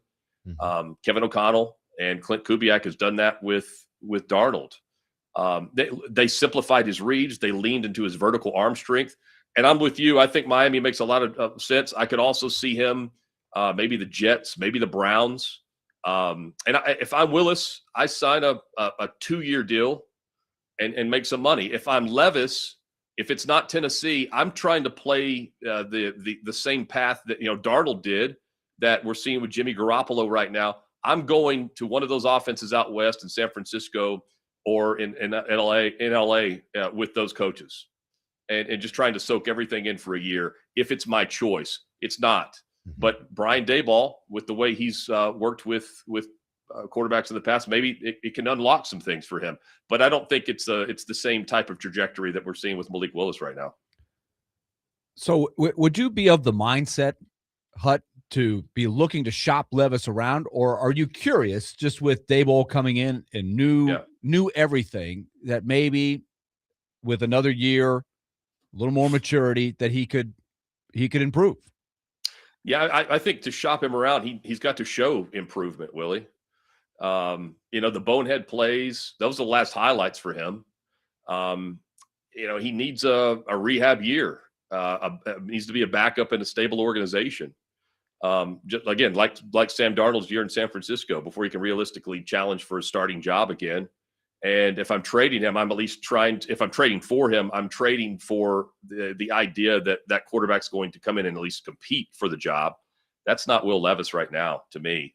I'm fine with Daboll keeping him around a year. I'm just they've got to improve in their backup situation. And so, would you be looking to sign an additional guy that fits the profile? So you would have, it would be a little crowded, but you would bring the 3 people in, the new guy, I would have Levis, to. But then again, but if you're keeping him around, you're extending him, right, at some point. So I'm not bringing him back. If he warrants that, you could just let him walk. Yes, but if he warrants it, then you've rehabbed him for another team, more or less, because you've got your franchise QB. That is the dilemma, but is that worth rolling the dice on? I think it might be. Yes, but again, I'm only doing it based on the contract right now. They kept him around. They allowed him to rehab, all that stuff. Is he an asset? I just don't know what he brings in terms of value in a trade return. There's not a great quarterback crop again in rookies. Maybe we do see some more trades, but I don't think Levis is one to bring very much for this team right now. Maybe you're better off keeping him and then trying to potentially show, if he has to play, he can show that he's worth a draft pick or two. Would you be willing to carry him as a third guy if you wanted a veteran? I think I would have to. That's the way I'm bringing him back. He's competing for the backup job. Okay. I can't just hand him the backup job right now. Another thing that we have been intrigued about is the tailback position. We've talked about it some, but with Kenneth Walker doing what he did, and he, there's probably his agent was probably thrilled to go, boy, this is going to add some zeros to the paycheck here. Does he intrigue you as an upgrade over Tony Pollard? Yes. Dayball's going to want the banger, right? In terms of who's staying, who's going, they could save $7 million by moving on from Pollard. I like Pollard, I do. Yes, everybody does. But in Dayball's offense, they need the banger to complement a guy like Tajay Spears. I think Pollard is a bit redundant, given his age and the fact that we didn't see very much from the run game until the second half of the season. That can be game plan. That doesn't have to be just on him, but things just didn't get going. And I think as the Titans build and add talent, they build an identity. Coming off a 3-14 season, I'm trying to find the running back I can mold the offense around and help shape what is the core of the offense around Cam Ward. I'm looking for that. I would tend to look for that in the draft. I would allocate my money at wide receiver and edge if I'm doing anything free agent wise. But I think running back in the draft is fine, given some of the names and the depth of that position right now. Just casually glancing at some of these available players early on in this draft process. Tennessee's got a game tonight in Starkville. Yep. It's always scary, I think, when you're in these games and you're thinking you should win this game, but when you go on the road, it's never easy. At times it can be really tough. But tell me where you think their team is right now with Tennessee. Like your expectations. It's such a different team than the last few that we watched. So it's kind of new territory. So does this team have a chance to peak at the right time? I think that they're very up and down. If they find continuity through both halves, yes. Amick continues his current trajectory. But he did some things at the end of the first half against Kentucky. The season began with a bang. They got the neutral site win over Houston. They have a mid-December skid when they dropped 3 straight, Kansas, Syracuse, and I forget the other, Illinois. But look, they're a tough out right now. Right. And I think, Willie, what would you put them at in the Willie Donick bracket? A 4 or 6 seed? Tennessee? Yeah. Oh, yeah, absolutely. I think tough out is a good way to say it. I still want to see if they can improve from now until the end of the season, because I still think the committee should, even though they always say that they don't. This may just be me. I may be in the minority. I think it should matter how you're playing in the last 10 or 15 games of the season, because there's so much turnover on the rosters every year. And so it might take a couple of months to gel. And so That's I think I would like to weigh that a little bit more. And I understand, like, if you get a huge win in November, you should get that on your resume. But you see what I'm saying? Like, this is so many new guys. I think there's plenty of room for improvement between February 1st and March 1st. Well, and maybe that gel that we're discussing with Tennessee, the point you made, that's going to come from Tennessee if it happens on the defensive end. Defensive intensity for a full 40 minutes when the shots stop falling, because they've got Ament, but you've got Gillespie, Akpara. I mean, there are guys that Rick Barnes within the defense. They have a top 60 nationally ranked defense, but things typically fall off at certain points. Yeah, they're used to having the first, they're number 1 or number 3. Like they've been that high the last few years. That's the standard. Yep. And then we always see Rick Barnes teams, unless it's the tournament, Rick Barnes teams not match up very well with Kentucky. But you're right. I mean, if they peak at the right time, absolutely go on the right. They have the talent, but I see them more of a tough out that's going to battle than seeing him as one of the front runners this season. That would be Vanderbilt, not Tennessee. Yeah, and then they, since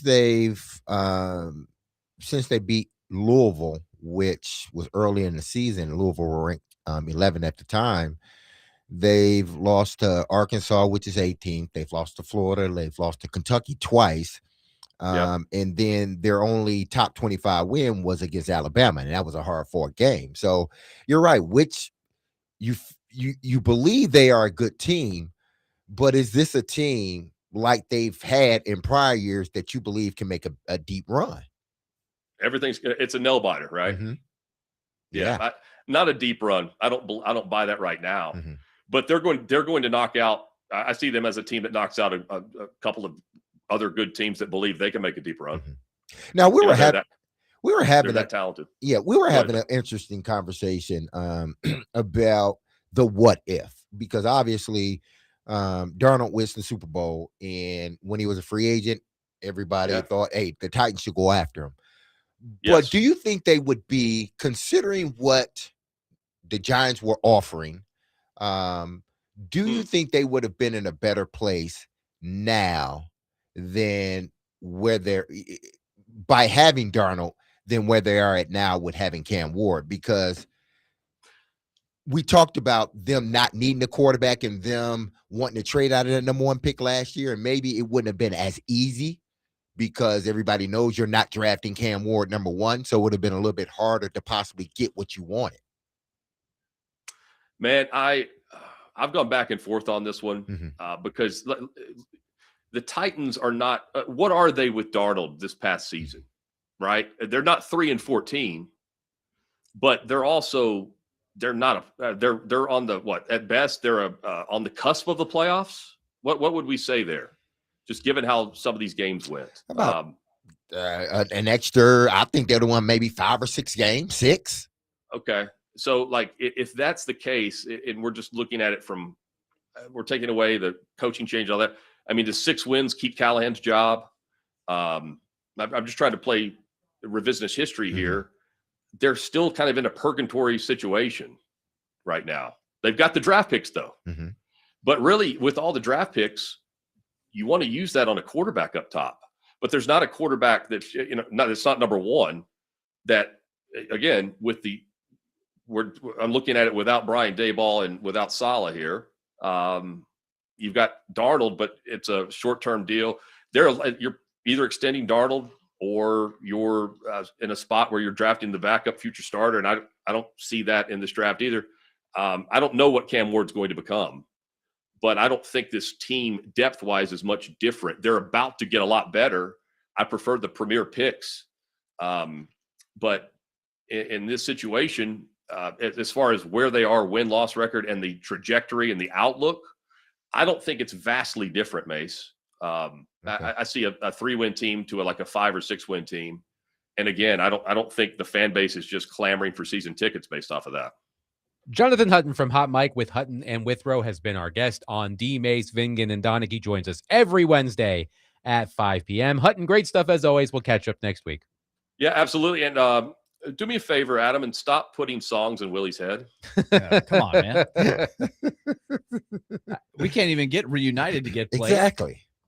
I know. It's a small bird. It's like Willie's song on Underdog Picks. That always sticks in my head. Oh, yeah. Okay.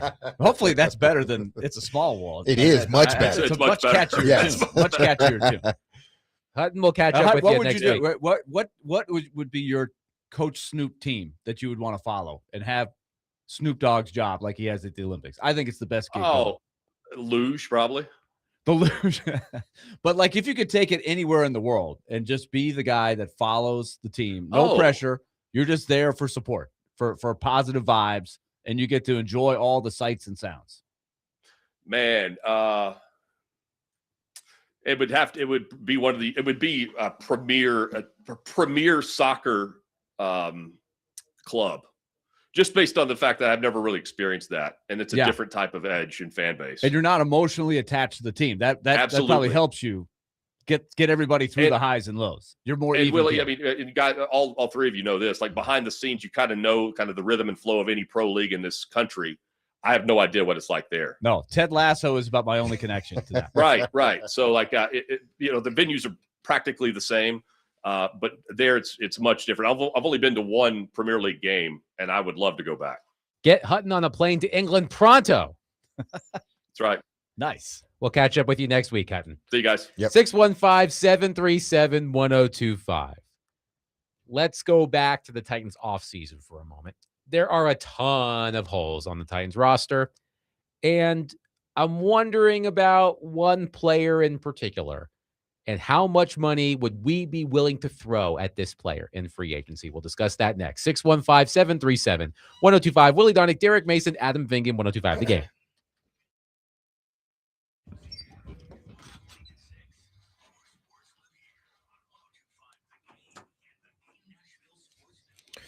Derek Mason here. If you've injured yourself in a motorcycle accident, go to lawtigers.com for your free case evaluation. Even if your accident was months ago, you have nothing to lose by calling Law Tigers. Insurance companies want to pay out as little as possible, or frankly, nothing at all. But Law Tigers fights to get you the compensation you deserve and doesn't get paid until your case has been settled. They understand how much your bike gear is worth to you, so they will help you get it all repaired or better yet replaced. So go 1-800-LAW Tigers or visit lawtigers.com. Law Tigers is powered by Freeman and Fuson, and you can find them in Nashville, located at 2126 21st Ave South. And don't forget, go to predatorsbike.com to enter to win a custom Nashville Predator Indian motorcycle signed by the entire team, courtesy of Law Tigers in Music City, Indian. That's Law Tigers, Tennessee's motorcycle lawyers.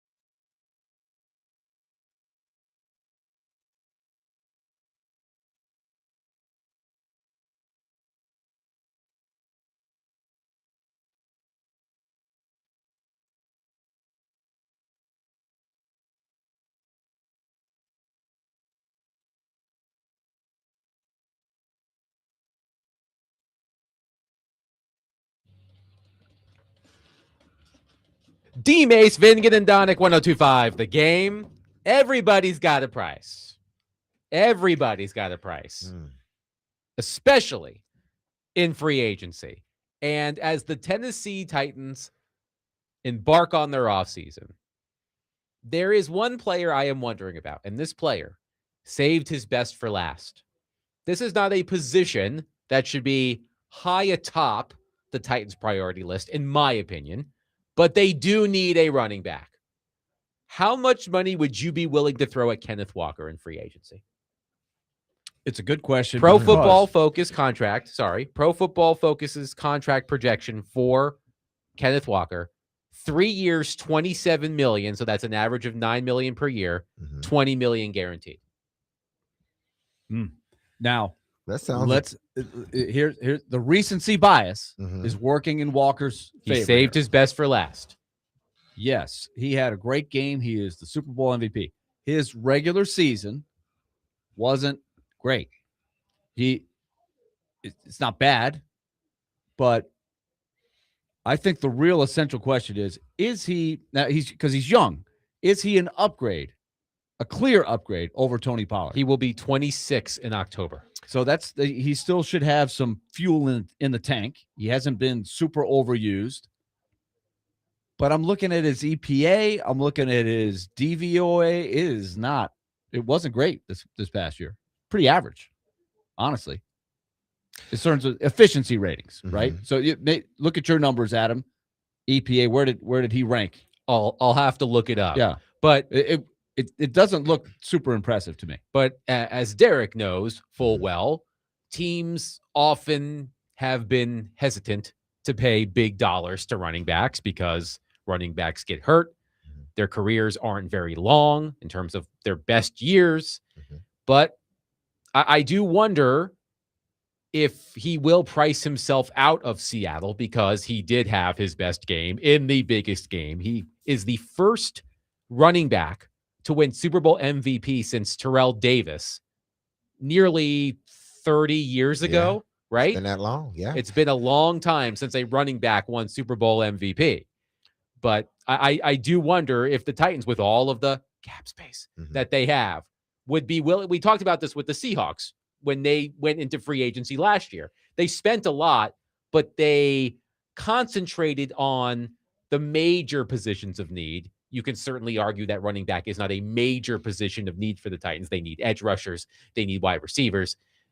They need cornerbacks. But if they think that Kenneth Walker can make the difference, they are in position to throw a lot of money at him if they want to. Yeah, I mean, is he an upgrade over Pollard? I guess it depends on how you look at it. He's a younger version.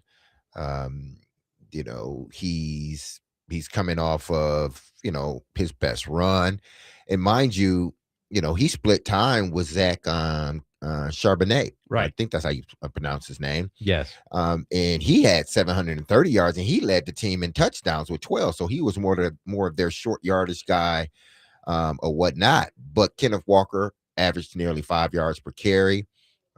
He played a full 17 games plus all of the playoff games. So would it be an upgrade? I think it would be an upgrade, but this is where it gets important because he's not an ideal guy to catch passes out the backfield.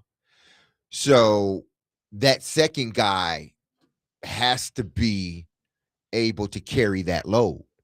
And if you can't find a second guy that can carry that load, if it's not Tajay Spears, which I think Tajay Spears can, but it's just like, man, just when you think he's about to, then he has some nagging injury or here and there that doesn't allow him to play to the ability I believe he can play.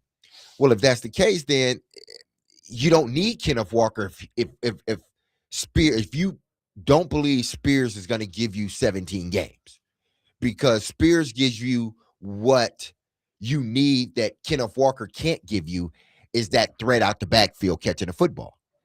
Out of 48 qualified running backs, Willie, according to NFL Pro, Kenneth Walker ranked 35th out of 48 in success rate in terms of the number of rushing attempts that kept the offense on schedule. He ranked 35th out of 48. Tony Pollard was 30th out of 48 in that same category. And that is only one of several things you would look at.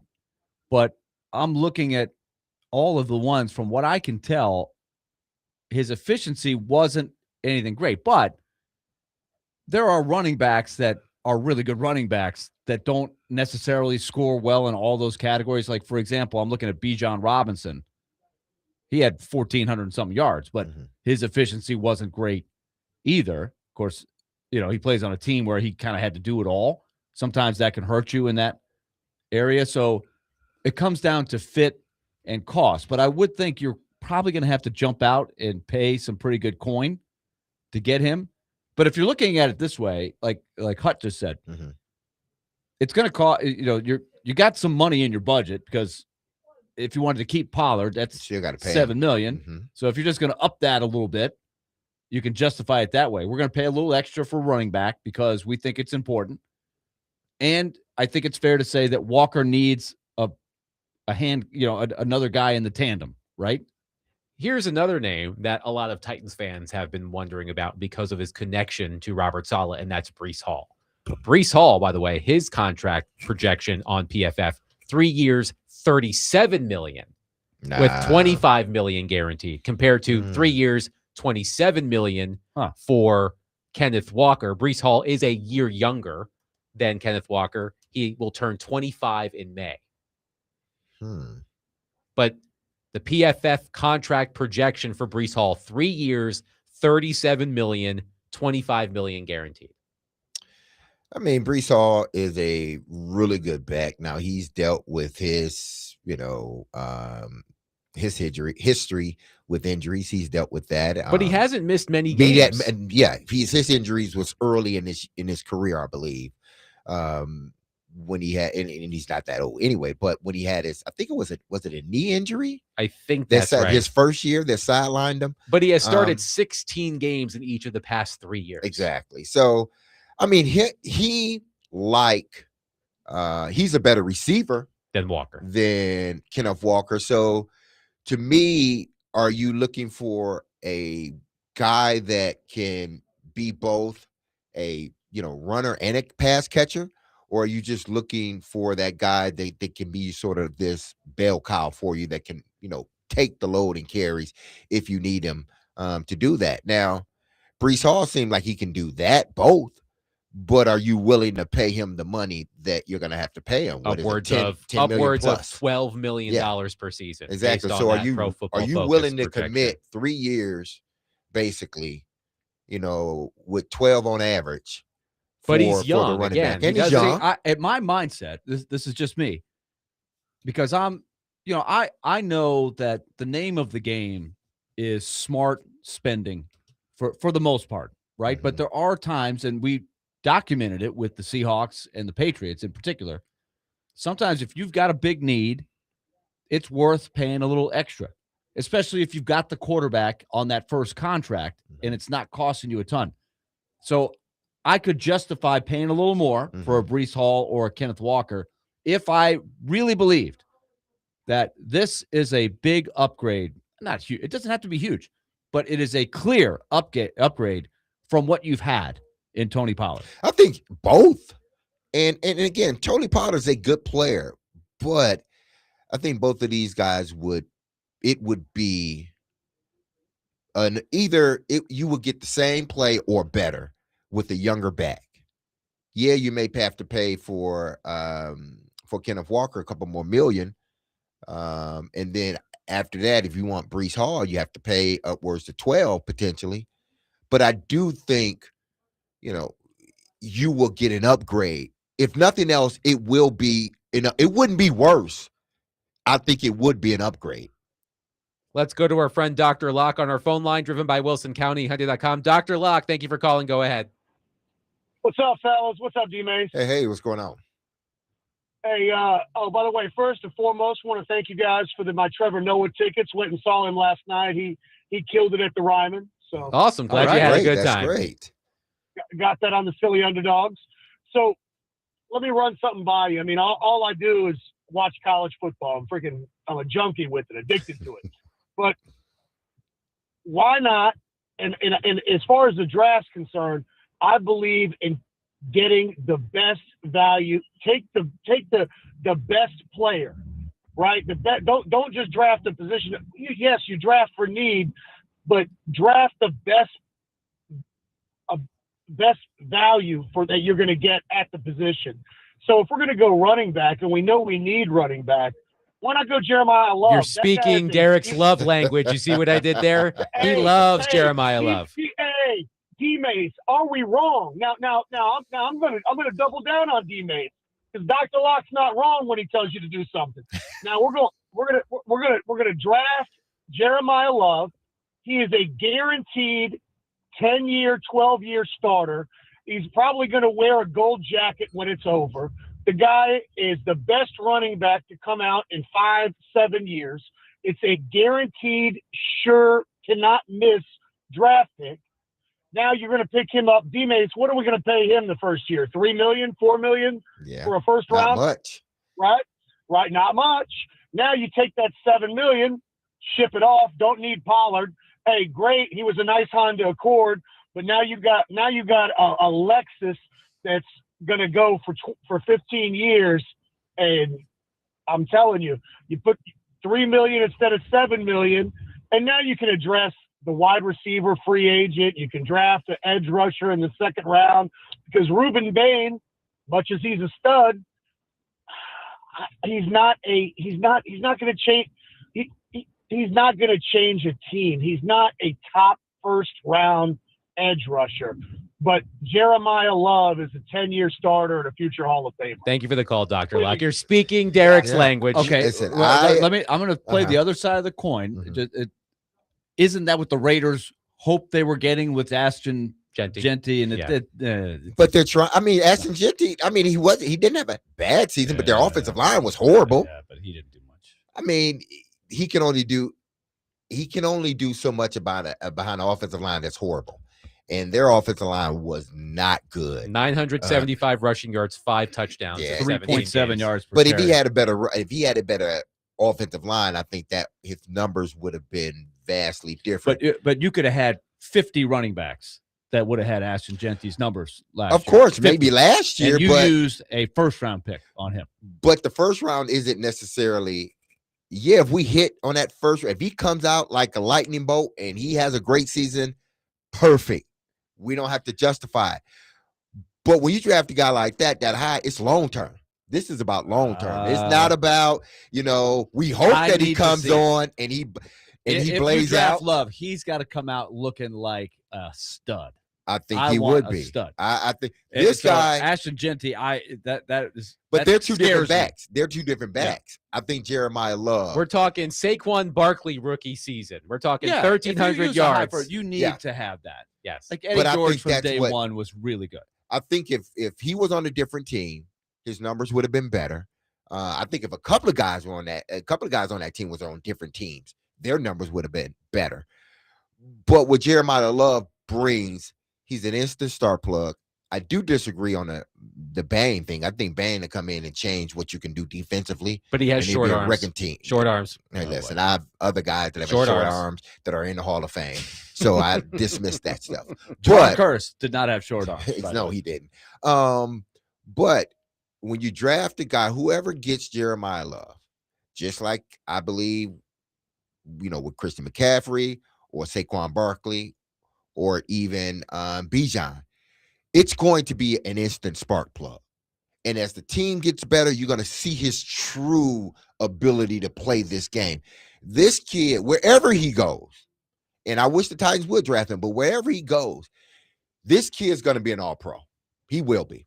615-737-1025. We'll take your reaction and wrap up the show. Coming up next, we are broadcasting from the Busy Bee Plumbing, Heating, and Air Conditioning Game Nashville Studios, home of the $99 yearly Beehive membership, where the buzz is always about great service.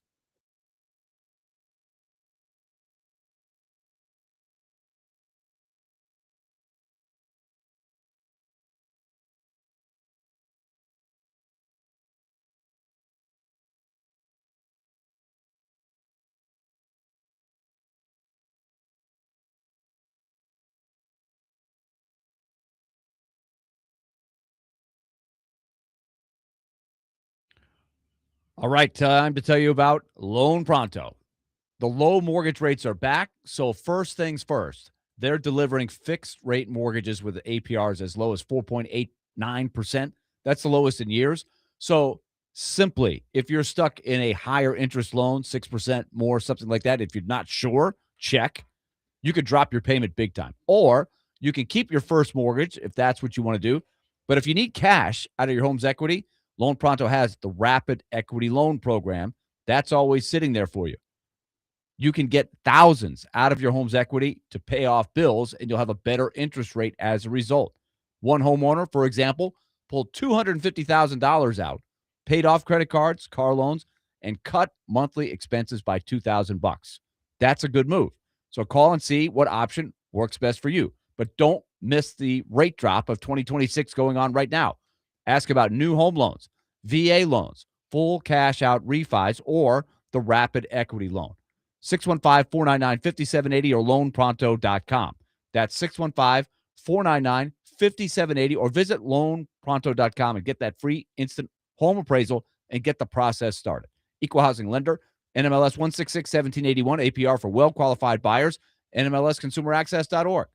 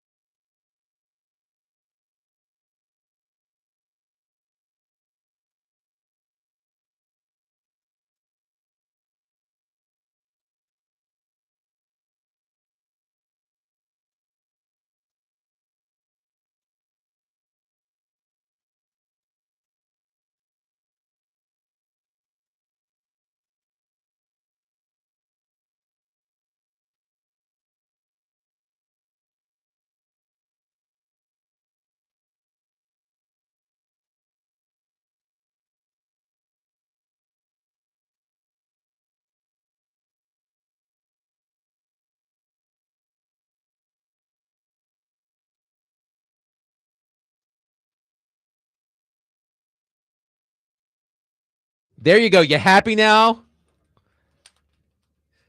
It's a small world, but it'll do. It'll do. This was such Come a on, better man. play. Exactly. Like than what y'all were playing. Yeah. Come on. All right. And this all isn't right. even the original version, too. This is not the.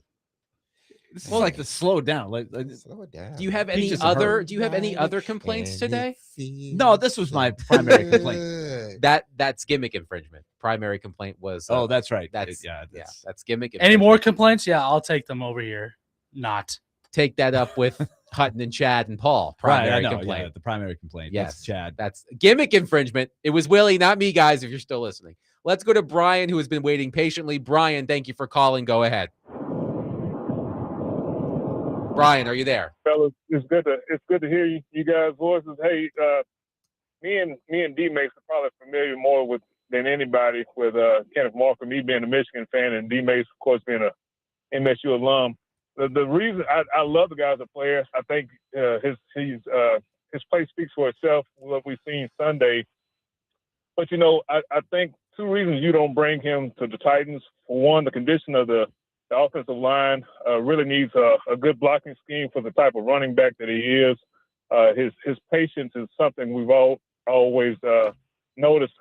As a Michigan fan, as much as I hate MSU, I really like that guy. But I was so glad when he graduated. I think if you bring anybody in, honestly, you bring in a Saquon Barkley type. I know that's an anomaly. There's not that many guys walking around out there, but I think you kind of go for that pass catcher and running back, because one thing that aggravated me to no end, fellas, is when Derrick Henry was here, and you knew what was going to happen first and second down. Derrick was going to run right up the middle or where he was going to run. But on third and long, we knew Derrick was coming out because he wasn't the best pass catcher. So I would hate for the Titans to bring in a guy that is already known for not being able to catch the ball that well and running into the same issue where your play calling becomes so predictable. But I think the Titans are on the right path. But the first thing they need to do is address that offensive line. And before I go, I'd be remiss if I didn't say, hey, Derrick, go Blue. I knew you were going to. Thank you, Brian. We should have hung him up. You were doing so well, Brian. That was a good call. I should have known it was coming. Let's before you finish that Okay. thought, let's go to Wes and Hermitage on our phone line. Wes, thank you for calling. Go ahead. Adam, I was going to text this in, but I already had to pull a card for long text messages about 2 months ago, so I decided to call this one in. I got a quick little thing I wanted to say to each of you, but Willie, happy belated birthday, and I'm sorry that I'm just now getting around to that. Don't be sorry. It's okay. D-Mace, my question Yes. for you was, did Willie actually call you for some, for the outfit that he was wearing, and what did you set him up with? No, we don't. We still don't know. We didn't ask Willie what he wore For the for the birthday party. Birthday, I'll The have to show you surprise, the yeah. pictures. I went with the casual look. Did you wear a casual quarter but sharp. zip? Okay. A quarter No, zip? I had the hoodie. The Okay. nice long sleeve hoodie with the jeans. No Okay. cummerbund, Sure. though. Yeah, no cummerbund. No cummerbund. All right. I did have a belt. then but not a Adam- cummerbund. Yes, Wes. Happy New Year. Oh God. Hang up. Hang up on Wes. Oh, Hang up Come on on, him. Wes. That's ridiculous. I love it, Wes. That's ridiculous. I'm sorry, Wes, but I had to. Oh my God, Wes. Oh my goodness. We've spoken since the calendar flipped to 2026. And even if we hadn't, it's way too late to be wishing anyone Happy New Year unless you're Derek Mason. It's still good for like another month, according to him, which is just out of this world. Ridiculous. Ridiculous. Hey, listen. Hey, I had an interesting story happen to me today. Okay. And I'm gonna finish up quickly. I went to lunch with a good friend of mine, Rashad, and Chevy. I hope I pronounced his name right. And went down to the Federal Building downtown and ate in that cafeteria. And we ate and had a good time, good fellowship and everything else. But as we were leaving, we ended up taking some pictures with Chevy's, I think it was his brother it might have been his brother, who was a big Titans fan. So we were taking pictures, and it was this guy, his name's Bradley. And Bradley had to be late 20s, early 30s, somewhere around there. And Bradley, as he's taking the pictures of us, Bradley said, "Hey, Derek, I got an interesting picture for you to show you." And I'm thinking like, okay, it's probably something with me. He took a picture with me, early in my career or whatnot. So as we were walking out, he showed me this picture, and I didn't have my glasses on. And I looked at the picture, and mind you, Bradley, this first time I met Bradley, and Bradley didn't know who he took the picture of. It wasn't me. And he showed me the picture. And he said, I ran into this, and this was back in 2006. This is back in 2006, 7, when I was in Baltimore and we were playing Cincinnati. And he said, I ran into this older, lovely couple, and they were walking, and they had on 85 and everything, and I just wanted to take a picture of it, with them because we were there and whatnot. And he showed it to me, and it was my mom and dad, and who both are deceased now. And it was probably one of the best sort of gift. I see it as a gift. It was probably one of the best gifts that I've received from somebody, not my children, because it was the clearest picture of my mom and my dad that I had together. And I didn't have a picture that was that clear. And he didn't know it. And he just showed it to me. And I just started crying like, dude, like, you just don't know how much that meant to me. Like, I wanted a picture like this, but and you brought it to me. You didn't even know. So thank you, Bradley, for sharing that picture with me. He sent it to me to my phone, and I couldn't have thanked him enough earlier today. But because we were supposed to have this lunch last week, and I had to cancel because of stuff, because of the storm, and so I had to cancel, and we ended up having it this week. Had we not had it this week, I wouldn't have ran into Bradley to get that picture. So thank you, Bradley. I really do appreciate it, man. You just don't know how much that means to me and continues to mean to me. That's a lovely story. That I'm is- glad that happened. It's such a talent that certain people have. And it, like you said, he wasn't even thinking this was going to be what it was, but it Exactly. was. But I really wish I was a better gift giver like that, to find the right thing for the right person. It's not about how much you're spending. Exactly. I always get asked, hey, what do you want for Christmas? Or what do you want for your birthday? I never know what to say. Yeah. What did you get for your birthday? But a cummerbund? gift cards and things like that. But there's the occasional person that knows you and just figures out something little and sends it like, wow, that hit the spot. Yeah. So thank you, Bradley. This Bradley hit it. Yeah, he hit the spot. He hit it man. big time. That's a grand slam. Exactly. So now I have that picture. It's a crystal clear picture. And that is a picture that I can sort of, because that was a picture where my mom, even though she was battling cancer, she didn't look like she had been through chemo and everything, Yeah. her hair, she had grown her hair back and everything. So I just thank Bradley for that, because that was a godsend. So shout out to Bradley. Shout out to Bradley. That'll do it for us today. We will be back tomorrow at 3:00. Who the hell knows what we'll talk about? We still have to figure that out. I mean, this show has just ended. I was thinking we would talk to Elliot Freeman as we usually do on Thursdays, but it's 12:55 a.m. in Italy, so I don't think he's going to be joining us tomorrow, but it would be funny to wake him up, but then he'd probably be mad at us. Anyway, that'll do it for us. We'll talk to you about something tomorrow at 3:00. be loved, love on your people. Have a safe, blessed, and wonderful day. I love you. The team loves you. You hear this music, don't you forget about us, because we will not forget about you. See you tomorrow at 3 p.m. here on 102.5 The Game. Peace.